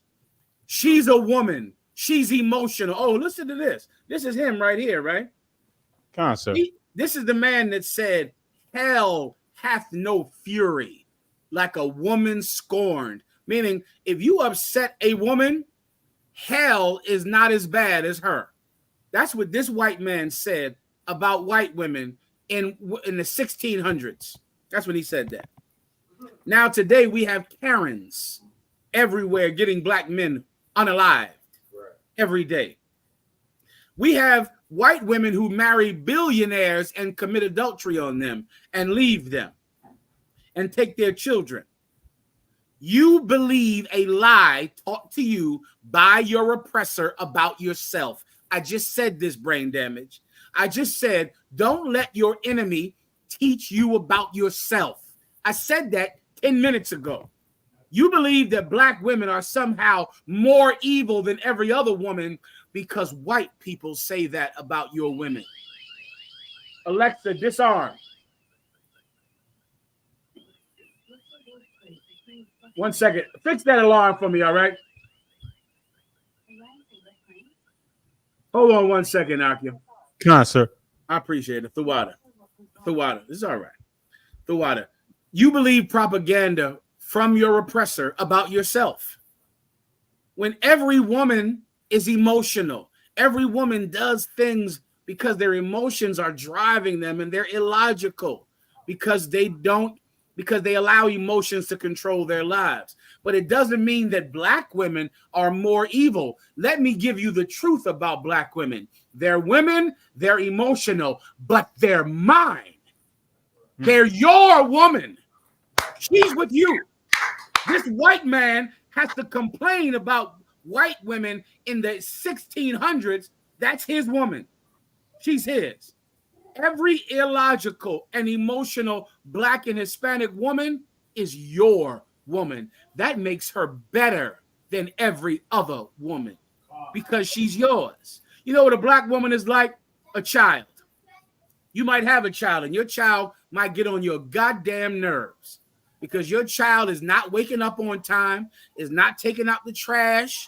Your child is not getting the grades that he should be getting in school. Your child is not fulfilling his potential the way he should be. Your child is not performing your duties the way he wants. But here's one good thing about your child, and this thing makes him better than every other child. He's yours. Right. He's yours. Every black woman with all of her failings, every Hispanic woman with all of her failings is your woman. That makes her better than every other woman. I pray you understand. Kind of one kind. If I could, sir, a couple of the comments. A brother reminded us that the book "They Were Her Property" about white women slave masters. Who said that? Who said that? Black Who brought up that book? From Southern California. Listen, that's black authentic truth out there, brother. You're a well-read officer in the UPK. We were her property. Go read that book. I'm not going to bring this up because if I bring this up, I'll start to cry. But there was a woman who, never mind. Go read that book about what white women did to little girls who were, they had slaves who were little girls. And there's a famous white woman with a rocking chair. Go read about that woman when you begin to say that black women are most cruel. Black women have problems, and so do black men. The difference is we are each other's responsibility. I pray you understand. Kind out of one kind. Next question. There's a question in the room, sir. Salakia, sir. I'm ready. Salakia, sir. I had a question on Acts. Basically, if you're familiar, the situation with contention between Paul when he separated from Barnabas. Right. If I could get a breakdown on the whole situation, you want me to start at 37 and Barnabas determined to take with them John, or you want me to start up a little further up? I'll take it wherever you like. I'll start at 37. And Barnabas determined to take with them. Salakia, Acts 15 and 37. And Barnabas determined to take with them John, whose surname was Mark. 38. But Paul thought not good to take him with them, who departed from them from Pamphylia, and went not with them to the work. All right. 39. And the You got to tell me what you want me to break down in specific, God. Okay, basically, I'm gonna just get to it. Fake Israelites are using this to say, what's it called? This is why break-offs are tawab. Okay, Jesus Christ, I've been breaking this down for 25 years. Break-offs are great. Break off. I love break-offs. Just break off. No, what am I supposed to do? Okay, if you want to break off, please break off. Break off tonight. Do it. Okay, if you're already broken off, then you're doing a great job. Okay, keep breaking. All right, listen, if you're in the break off group, break off from that group. Keep breaking. My man, sir. I don't know what you want me to tell you. I don't know. Break offs are lovely. They're lovely men. Keep breaking. I love the break off groups. I would like to make more break off groups. I would like the break off groups to break off from the break off groups. I would like you to just keep doing it. And that's all I can do for you. Anything else? I just wanted to say, it's funny you should mention that. It came to my attention because someone breaking off from a break-off group is using this to say this is okay. Just keep doing it. I don't know what else. Of course, this scripture has nothing to do with being disloyal. Right. And that's the concept. Let me tell you something, Ibaja. This is something I've seen throughout I had hair at one time, now I don't. And this is something that I've understand. There is a type of man that cannot give you loyalty because to be loyal to you, he would have to betray himself. And that's something that it's so difficult for me to teach. You understand? Let me try. I'm going to try to give it to you right now. This precept has nothing to do with break-off groups at all. This precept has to do with which men should I take with me? Men that I know are loyal or men whose loyalty is in question? That's what Paul decided. That's it.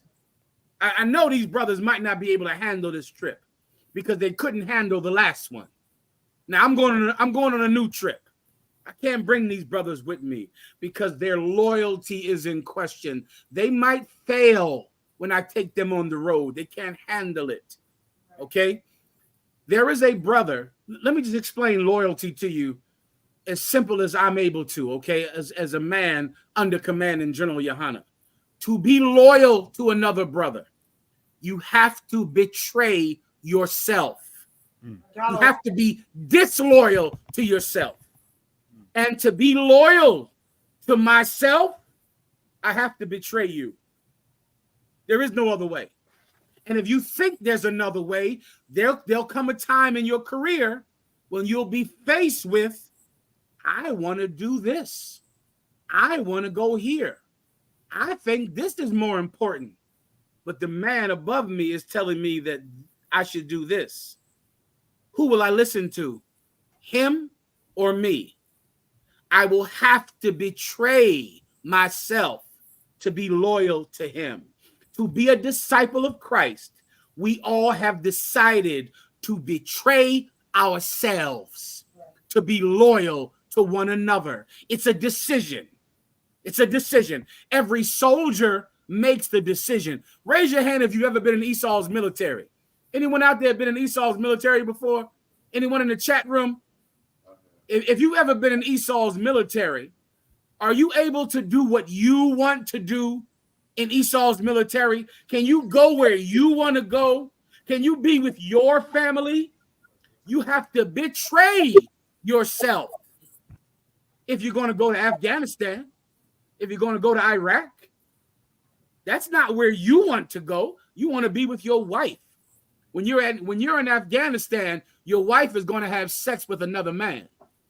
That's what's going to happen when you're in the white man's military. In the white man's military, you'll be in Iraq and your wife is having sex with some other man.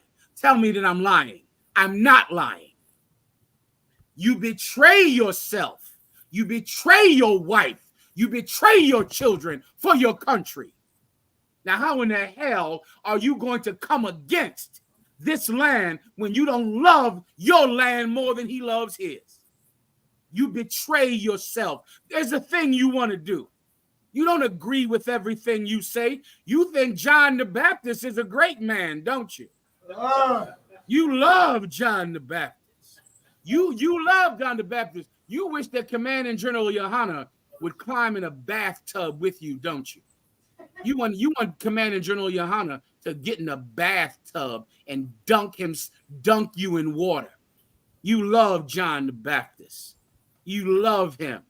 But the Bible says John the Baptist, give me the precept. The Bible says John the Baptist is greatest of all the prophets. Nevertheless, he shall be least in the kingdom of heaven.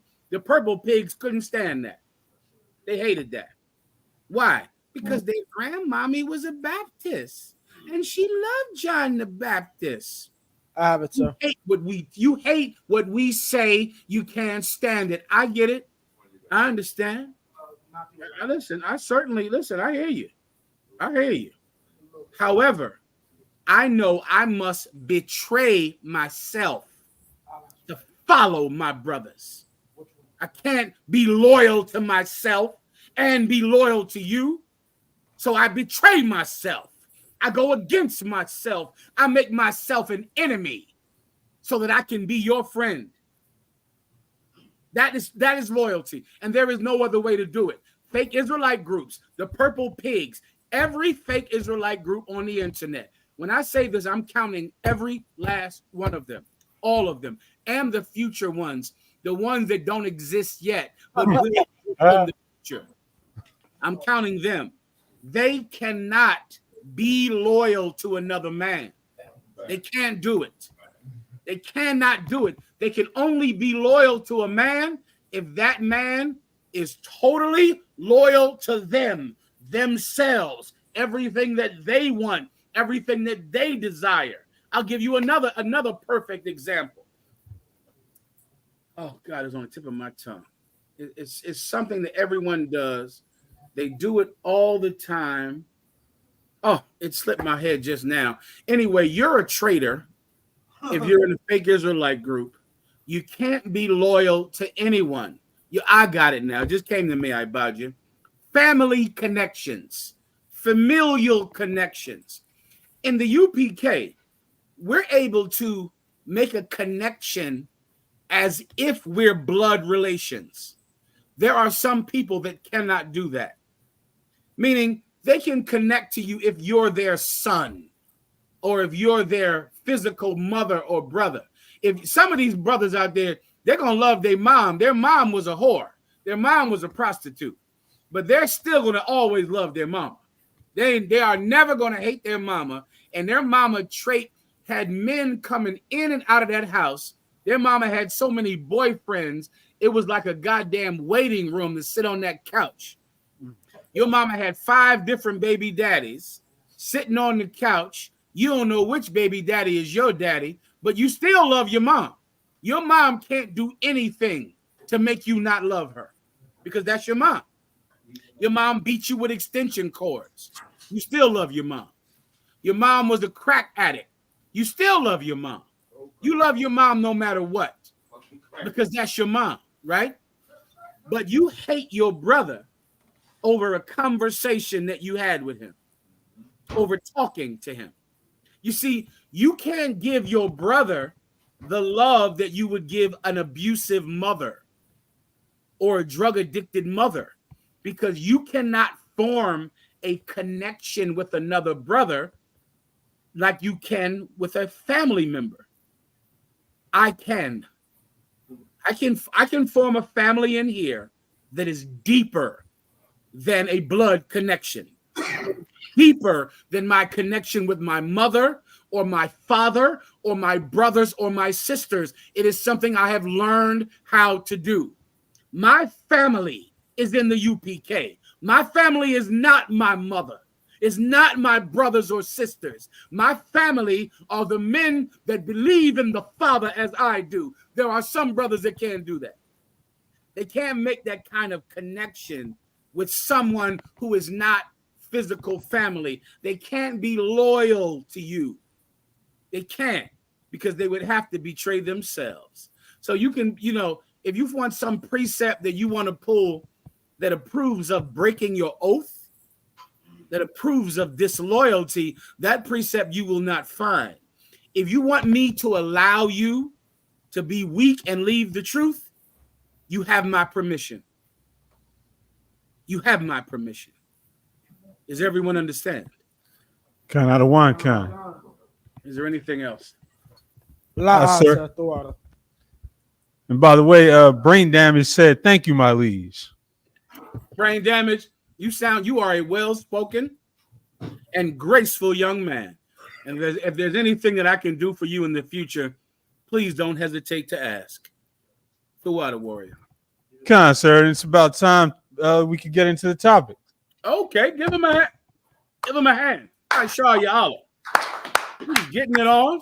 He's an absolutely impressive young officer. I saw you all out of headquarters, New York. Get him on the screen.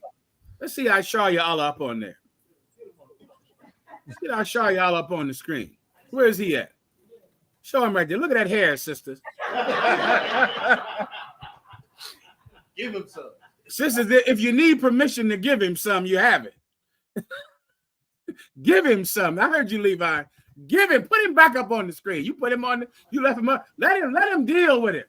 Sisters, that's Aisharia Allah out of headquarters, New York, right here. He is a highly impressive officer.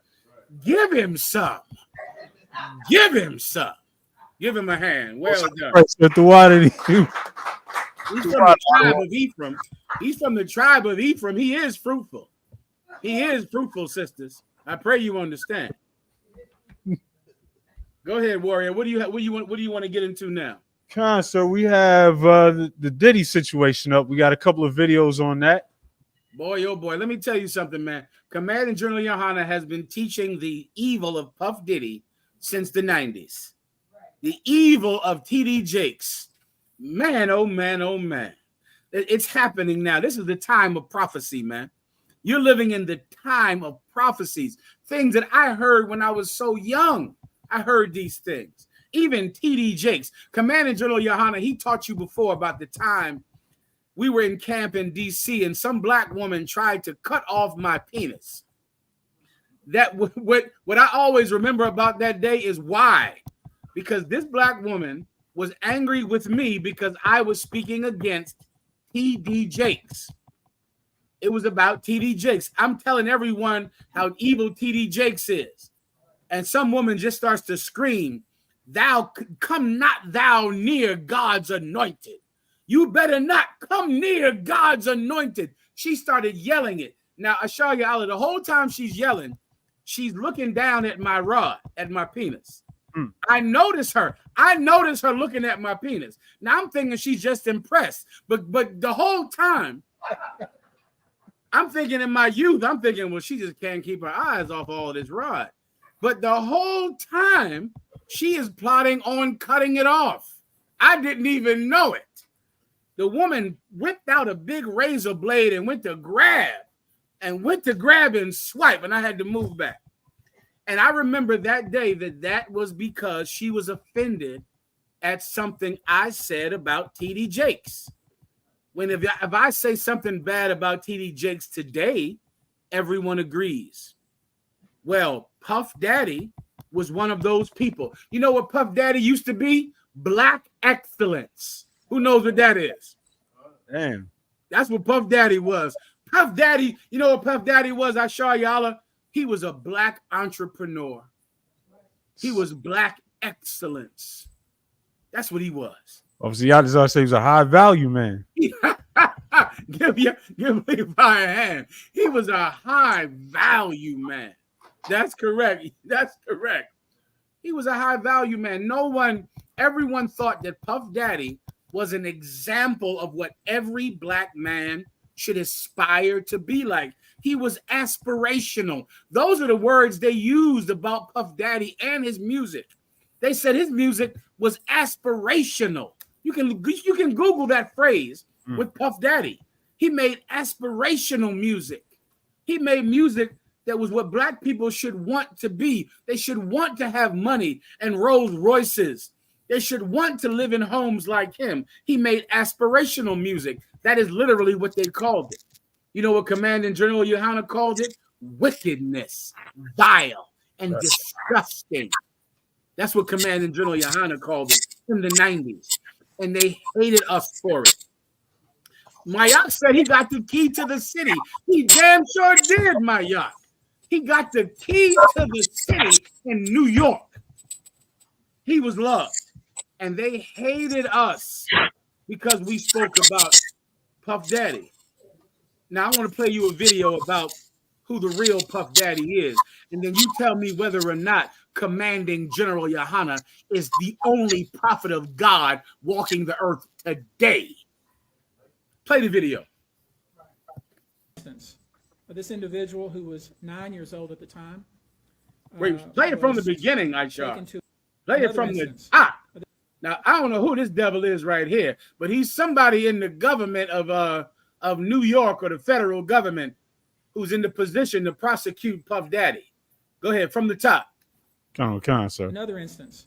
This individual who was 9 years old at the time was taken to an audition in New York City with Bad Boy Records. Other boys were there to audition as well. All of them were trying to land a record deal. All of them were minors. This individual was sexually abused, allegedly by Sean Combs and several other people at the studio in the promise to both his parents and to him himself of getting a record deal. Salaki, sir. This is a person named Tony Busby. He's an attorney representing 120 individuals in civil lawsuits. 120 individuals in civil lawsuits. A 9-year-old boy with the promise of a record deal. Oh, that elusive record deal, I saw y'all. That elusive record deal. That promise of that record deal, brother, created more sexual deviance than Caligula, than Sodom and Gomorrah.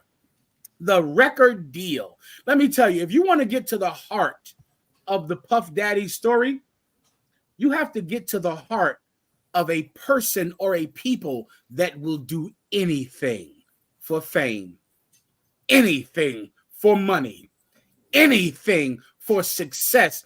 It's the story of extreme ambition run a wreck, of when ambition is just so powerful that you would give your son to Puff Daddy. You think that's crazy? Look up Michael Jackson one time and let your stomach turn about the families that gave their children to Michael Jackson to molest.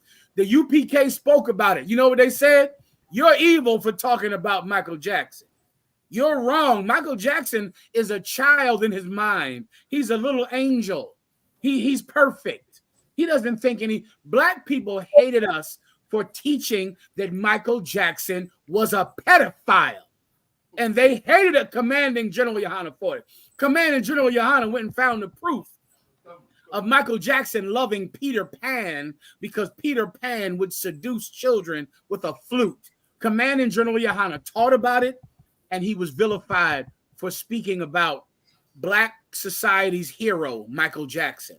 The Nation of Islam were the bodyguards for Michael Jackson when he was going to court for molesting children. Farrakhan was his bodyguard. You've always hated us because we love your children more than you. We love your women more than you. Let me give you something else that you should know. Mike Tyson is a rapist. He's a rapist. He's a convicted rapist. Mike Tyson raped a young girl and got convicted of it. Now, you think about that when you go to see his fights and when you're so scared of Mike Tyson, like he can fight you. If you get in a fight with Mike Tyson, you're going to knock his rapist ass out because God will be on your side and not him. God will stand with you because he's a rapist. Mike Tyson should have been in jail. He should have been dealt with quite differently. If I was in there with him, he'd be dealt with quite differently. But I'm thankful I wasn't in there with him because I don't live that kind of life anymore. But moving on. Mike Tyson is a rapist. Does everyone understand? And Michael Jackson was a pedophile. And Puff Daddy is a pedophile, and you parents that gave your children to Puff Daddy, your ambition is bigger than your love for your child. Keep going. Count out of one count. We have one more video. Salakia. Names that we're going to name, assuming that our investigators confirm and corroborate what we've been told, are names that will shock you. These are individual cases. There are indeed other perpetrators involved. They will be revealed when that particular individual case is ready to be filed. They already know who they are. And I'm talking here about not just the cowardly but complicit bystanders. That is, those people that we know watched this behavior occur and did nothing. And I'm talking about the people that participated, encouraged it, egged it on. They know who they are.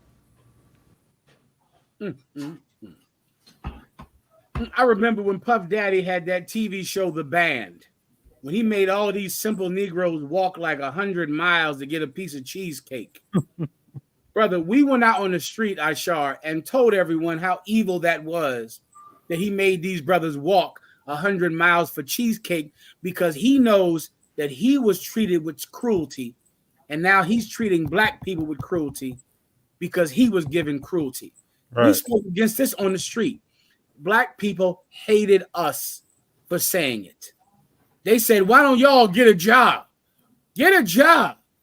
You need to get a job. Speaking against Puff Daddy, speaking against Barack Obama, speaking against Michael Jackson.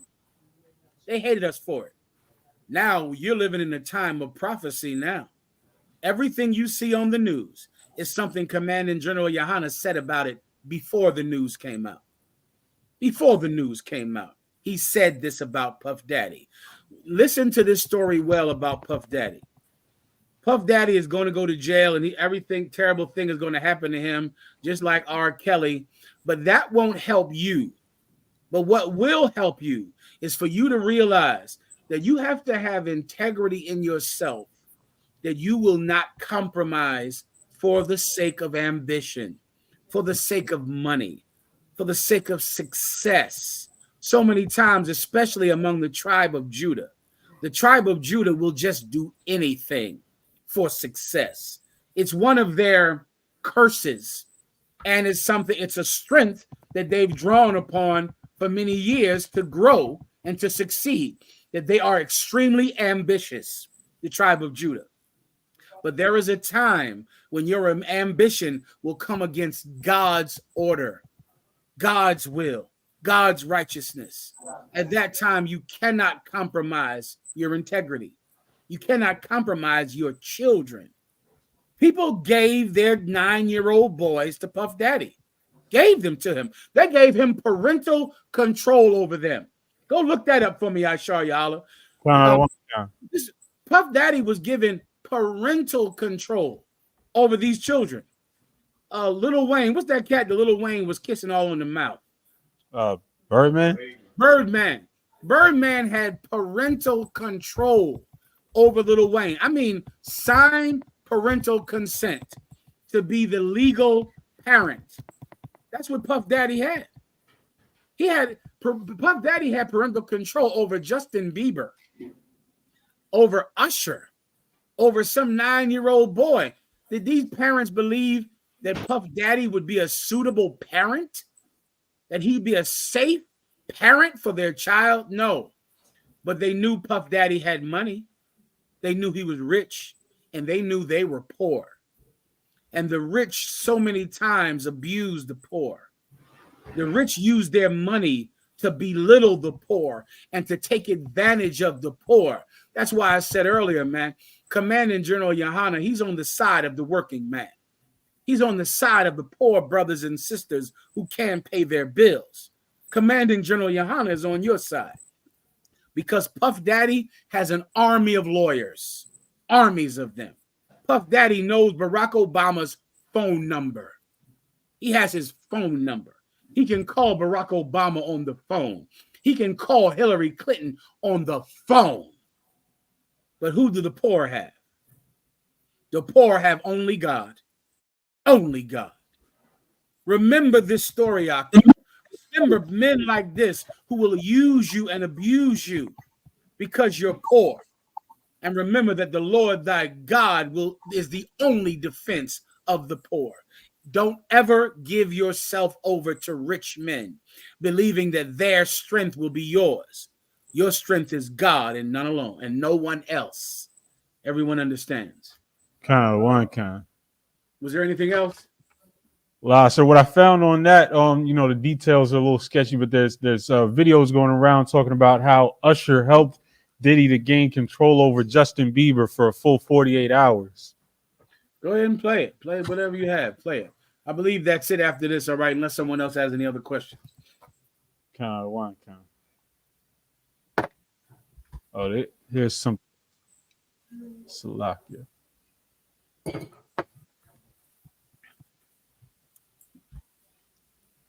Do I have any other questions while we're waiting? Of human trafficking, it leads me to believe that Diddy never touched Justin Bieber. The proximity makes sense, right? But when you're a high... Let's cut her out. She looks like a lion-ass white woman. Let's get rid of her. If you have something with Puff Daddy, there's a good video I had with Puff Daddy and Justin Bieber. Justin Bieber is a little white, child. Puff Daddy is doing God knows what to him and that poor little Usher boy doing God knows what to all of them. Their parents, I think that's enough. Their parents gave them parental control. He just had Justin Bieber. Justin Bieber is crying about that to this day. Justin Bieber is so sad, and he did something to Usher that just ruined Usher. Usher can't get over it. Send Justin Bieber straight to church because he doesn't know what to do about what Puff Daddy did to him. It'll all come out in the news. This is what I want you to remember. When Commanding General Yohana tells you somebody is evil, they're evil. That's that. Don't wait for the news story. They're evil right now. They're evil today. All right. The news story will come out. Any other questions online? So you have one more video. I believe you mentioned an American that's not remembered. The Water Warrior. I appreciate that. Let me tell you something. There are so many forgotten American heroes. And of course, I'm an American citizen. And I would like these Americans to be recognized. There are so many forgotten American heroes. We'll have a segment soon coming up called Forgotten American Heroes by General Mahayaman of the ISUPK. This is a forgotten American hero. His name is Nat Turner. We're going to read about him today. We're going to watch a video about Nat Turner right now. Do you have it? I don't want to. History, Tom. Sorry, Laura and Steph. This is a story about one of humanity's basic yearnings, a passion to be free. That's why historians want to save what's left from this deadly uprising in Southampton County.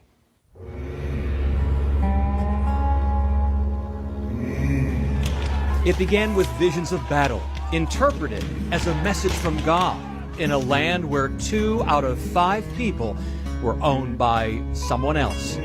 Nat Turner and his fellow slaves had had enough. Everyone's at a boiling point, and that boiling point begins here. The self-proclaimed preacher and his followers made their mark in American history. Nat Turner's Rebellion. On the night of August 21st, 1831, Turner and his followers went on a killing spree against white slave owners. Nat Turner killed children. Nat Turner killed women. Nat Turner was indiscriminate in a brutal way of trying to spread fear throughout the county. But in Turner's mind, it was a fight for freedom, which is why historians in Southampton County are trying to preserve what's left of that August night. This is the last place Nat Turner and his followers will kill slave owners. The Rebecca Vaughn house now stands just outside Cortland. Vaughn was one of the last slave owners killed by Turner's men. And so they rushed upstairs, and Will Francis was known as the executioner, cleft her in two with an axe. It was the end of a 20-mile ride where 58 whites were murdered. Twice as many African Americans were later executed without trial. Turner himself would be hanged for starting the insurrection. Nat Turner is my third-great-grandfather. Bruce Turner grew up in these very hills and views what happened here as a battle for basic human rights. Nat Turner saw it as something wrong. He decided to do something about it. It was horrific. It created a lot of pain for both sides, and he paid the price for it. So did the Francis family, who lost 17 members that night in 1831. It almost wiped us all out. But Jeff Francis is rebuilding the house where another slave named Red saved his great-great-great-grandmother and his family tree. Red came and grabbed Lavinia up and put her in this cubby hole, put a bunch of quilts and blankets and all in front of her, and the insurrectionists came up through the house, and they never found her. So that's what saved our entire family. Jeff's brother Rick is a Southampton County Circuit Court clerk. He showed us the actual sword used by Turner during the rebellion. Francis says that Turner lit the fuse of revolution with a cosmic vision, but in the end, They were driven by the desire to be free. a desire that led to the ultimate price. He managed to achieve freedom by dying here, because when he died, he was owned by no one. So in essence, Nat did die a free man. Pause, stop it. This is a forgotten American hero, Nat Turner. And he deserves a monument. He deserves to be remembered. There are monuments in Washington, D.C. to heroes of the Revolutionary War, men like Thomas Jefferson, men like George Washington. Thomas Jefferson was a hero and a founding father of America, but Thomas Jefferson raped his slaves. He's a rapist, and he was a slave owner. George Washington is one of the greatest heroes of the Revolutionary War in America, but he owned slaves and was absolutely cruel to his slaves. America is able to forgive the failings of white men who fought for a greater cause for America. They're able to forgive the fact that Thomas Jefferson and George Washington and what's the man on the $20 bill? What's his name? Andrew Jackson. Andrew Jackson. They're able to forgive the fact that they were racist and they were cruel to slaves because they did something that was good for America. There's a man whose name is Nat Turner, who killed women and children for the sake of freedom. And he deserves a monument. He deserves to be remembered. He deserves for you to make his failings small, because he was a freedom fighter of his day. He fought for freedom. Did he kill women and children? Yes, he did.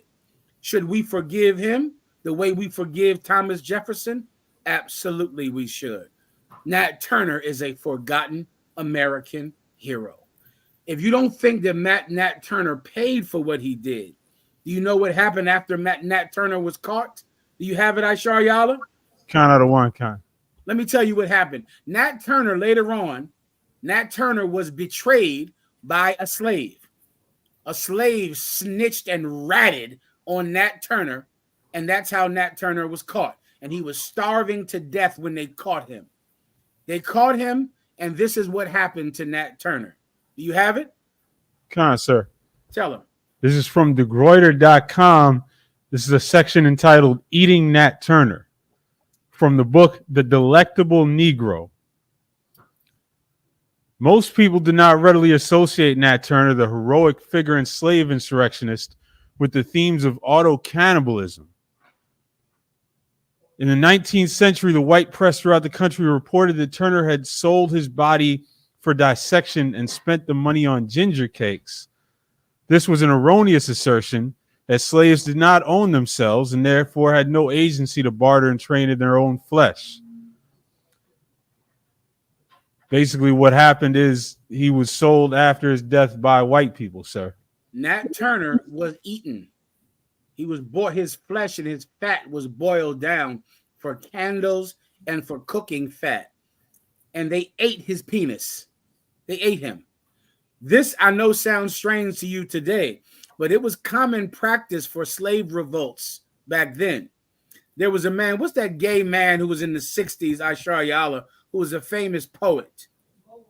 James Baldwin. James Baldwin. James Baldwin tells famous stories about how he would go into the South as a child and see black penises in the store windows of grocery stores and of pharmacies. And they would put the penises of black men who revolted against white slavery, and they would keep them in jars and put them in formaldehyde jars. And he would walk by a store and there would be a penis in the door, in the window. And he would see them because it was commonplace when a black man tried to revolt or when a slave revolt happened, they would eat the slave. They would eat him, which is why this book is called The Delectable Negro. The term delectable means delicious because they would eat him. Yes, Nat Turner killed women. He killed children. He killed as many slave masters as he could. Damn right. Because he wanted freedom. You should forgive that. You should forgive him. And I will forgive Thomas Jefferson and Andrew Jackson. And I'll forgive George Washington. And I'll go to Washington, D.C., and I'll see the monuments you made to slave masters like they were gods. Nat Turner deserves a monument. Nat Turner should be forgiven. He died starving, and then his slave masters ate his dead body. George Washington died on a bed made of feathers next to his grandchildren. Surely Nat Turner has paid for any indiscretions he made for the cause of freedom. Nat Turner is a forgotten American hero. With that, I want to clap it up. Give yourselves a hand. Take the water to Commanding General Yohanna, the water to Ishar Ya'ala, to the brothers holding it down in headquarters, the water to Houston, Texas. Give Houston a hand. Give Trinidad and Tobago a hand. Is it Tobago or Tobago? Which one, Trinidad?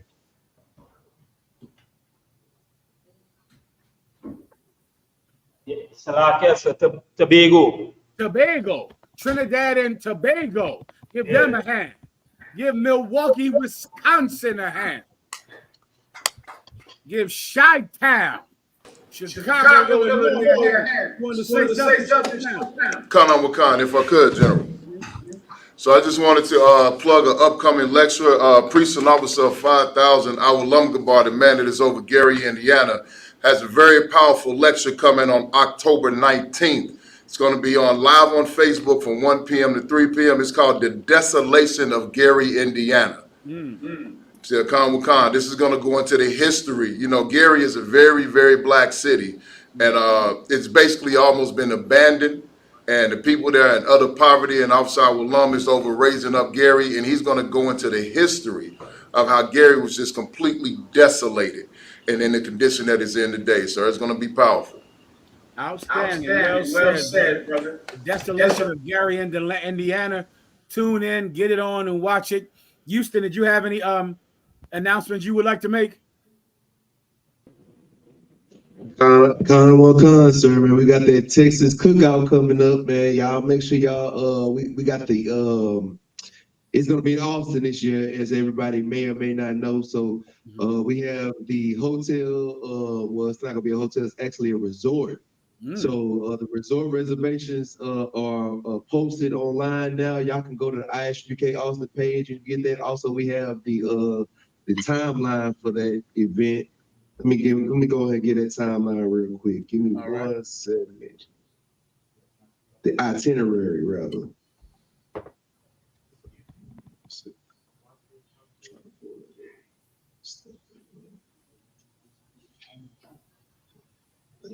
Give me 1 second. Forgive me, sir. Nope, it's all right, Warrior. No problem. Let's get it on. Reception is true.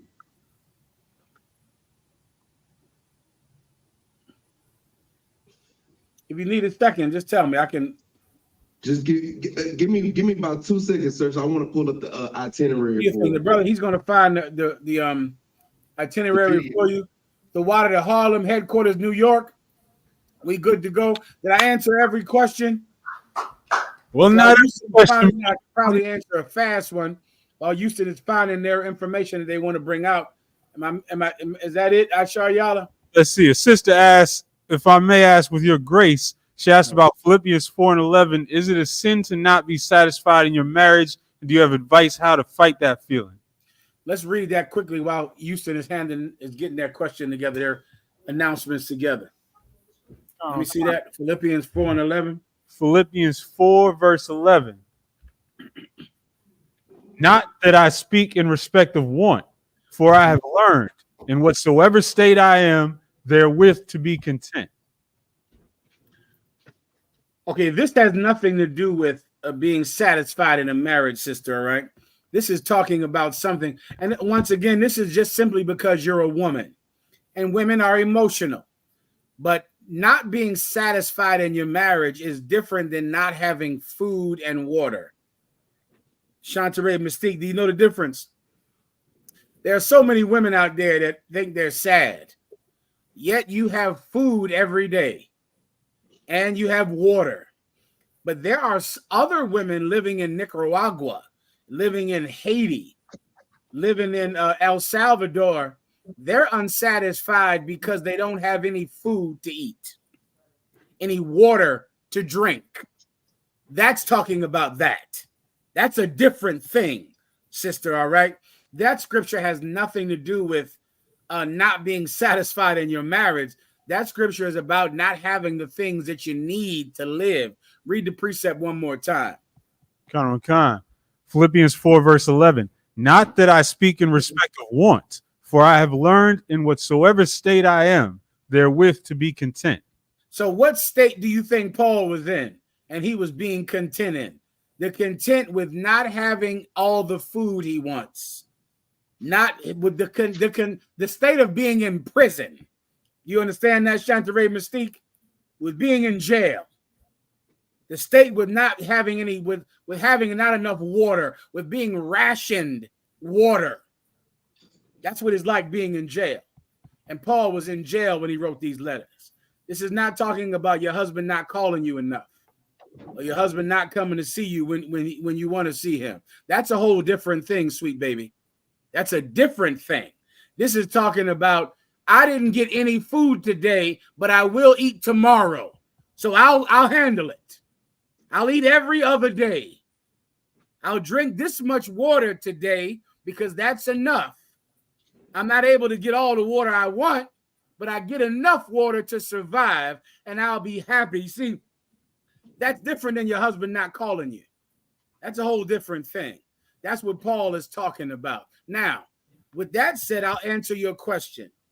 There are some reasons that you have a right to not be satisfied in your marriage, and there are other reasons that you don't have a right to be not satisfied in your marriage. What you're going to have to do is examine the reasons for your lack of satisfaction.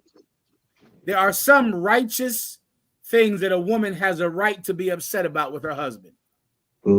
There's some things where you're upset and you're right to be upset. There are other things that you are wrong for being upset about this. Once again, because of Commanding General Yohana, I know what it takes to be in love forever. And I'm not talking about being satisfied. I'm talking about being enraptured in love with a woman forever, where it never goes away, it never changes, it never gets boring, and you never get tired of it. But that has more to do with me than it does the woman.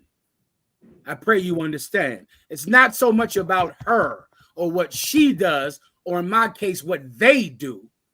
It's about me. It's about a thing in myself that I can turn up, that I can turn all the way up, that will make me not just satisfied, but absolutely, I can go that other place. I can take it to that other place where I'm absolutely in love. A woman, what you'll find is that you can do the same thing, but your problem is you're looking for your husband to do something. You're looking for him to change something to make you satisfied, when in actuality, the change has to happen in you. Now, I don't know if that's the case or if it's something that your husband needs to do. You would have to have a counselor examine that closely to see which one of you needs to make the correction. But in all things, you should always look to yourself first to see if there's something that you can do to be more satisfied with your marriage. Everyone understands, right? Out of one kind. We have the video ready up for Houston. Oh, go ahead, Houston. You got it. Yeah, Con. I didn't want to mess it up, so here go the video. No sweat. Hey, shalom, sir. You ready for the down South Texas cookout in Houston? Houston? What you mean, Houston? You never heard the news? Yo, Warriors. You on Karas? Stick.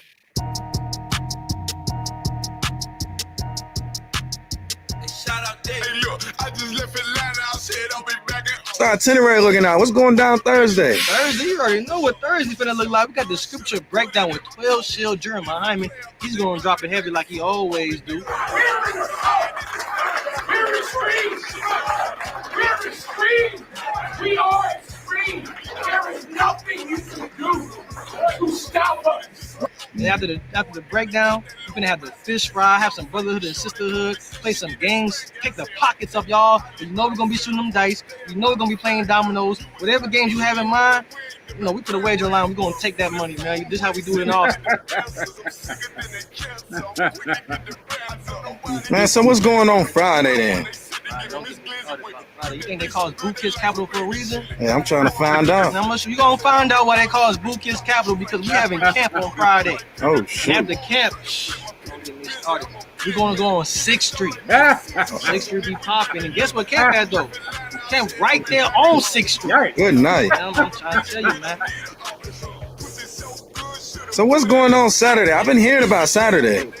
You're gonna learn how to get down, shoot guns in Texas, the Texas way, man. Shooting guns.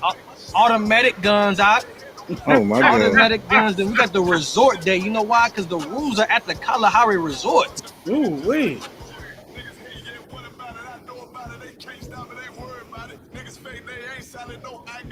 So we having, man, we having a black and white party. We having at a down south Cajun Eats, man. It's gonna be a live band there. It's gonna be packed. UPK gonna do what UPK do, man. Man, you ain't right for that. A black and white party. A black and white party, man. So I know that what's after Saturday? Isn't it Sunday? What's going down Sunday? You know how I get down? It's the cookout. We finna do in the cookout, man. We got a couple tournaments going on. We got the basketball tournament. Wait, what? Hey, hold up. It ain't outdoors. We rented out the gym. It's a real basketball tournament, man. We got the a kickball tournament. Y'all want to get active in that? Then we got the spades, dominoes, and chess tournament. And I say tournament, Aki, so you know what that means. That means there's money on the line. Of course, we're gonna do what we always do. The food gonna be amazing. The food gonna be out of this world. The food gonna be in the 4th dimension. The 4th dimension? You might turn to the side and might be an angel eating the food. That's how good the food gonna be out. Good night. Pussy so good, should've put it in my coffee. If you play up that Glock like back the fuck up on me, nigga. You heard and I can see it in his face. Time to bring that back, my shit raw. I'ma bust their head no matter what I play. I'ma take the word, you get that bread, bitch. What I say, hold a run, going undefeated just like OG. Salaki, sir, can you hear me? God damn, you make a hell of a commercial, Warrior. I see you. We got one more video for you, sir. You got another one. Go ahead. We got us happening in Austin, Texas, and the rooms are at the Kalahari Resort. Wait, hold up, don't get discouraged. It ain't expensive. I promise you it's not. And Manning Jr. Hunter has done it again. Where in the hell is these this rooms at? being about $500 a night to go to the resort and the arcade and everything? You won't believe what I said. You get all this, man, arcade, bowling alley, indoor water park, outdoor water park. You get all this for $160 a night, man. Tour passes for your children. When them bad little children gotta do something to keep you occupied, keep them occupied while you go. And you know what? Get some look up in that body. You don't want no liquor, go get a winery, go get a steak, get you some pizza. Damn, there's a Starbucks in the resort. And I just know one thing, man. The Kalahari better hide their liquor. If you want to work out, by all means work out. But me, Open my hands and feel release. One order, yeah, complete. Ain't gonna lie, you is the cease. I did not know you was getting it down like that. I did not. You sold me. I'm sold. You got me. I'm done. So like you, sir, you see why I didn't want to say it myself. I just go ahead and let the video play. God damn, I gotta go shopping now. I ain't got nothing to wear to the black and white party. Now I gotta go find something to wear. Wait, what? And when you say black and white party, what does that mean? What do I have to wear? It ain't nothing but black and white, sir. Okay, so meaning, so you got the black pants and the white shirt. Is it like you gotta wear something that's black and white, or you gotta wear black or white? Is it like the set has to be black and white? At this point, I mean, from the spirit of what I believe it's gonna be if you got black and you got white, just put on your black and white. If you got black pants and you got a white shirt, put on your black and your white shirt. If you got a white shirt and a black shirt and white pants, put on some white shirt, black shirt, white pants. All right. Okay. I understand. We're gonna be one body out there. That's all right. Okay, you heard that. Black and white. So some combination of black and white. I got to go shopping. And when I say go shopping, I mean a woman, because I do not know how to go shopping. But somebody is going shopping to get me something that I can wear to this black and white party. That hotel looks amazing. All that looks absolutely outstanding, Warrior. That looks amazing. It looks like you brothers. Go ahead, please. Just so if anybody is trying to book their reservations, the reservations are going quick. Go to ISUPK Austin on the Facebook page. We got the link on the ISUPK Austin Facebook page. It should be like the second post on the ISUPK Austin page. Go there and book them ASAP. I think you're telling the truth, brother. That was an amazing promotion. The brother said Godiah wine, fire with the commercials. The commercial was outstanding. Shapat, you're doing an amazing job. Well done, Warrior. Get it on down there. The ISUPK Texas Austin barbecue. You better come on in. That's what I'd do if I was you. Yeah, right. All right. With that, Warrior, you got it. Harlem, you take it. Clap it up for the class.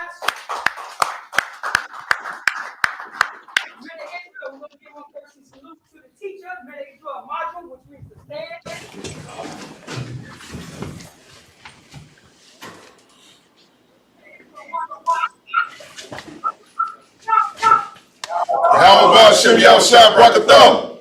How about That's the time. Look to the sister. Oh, I just read it.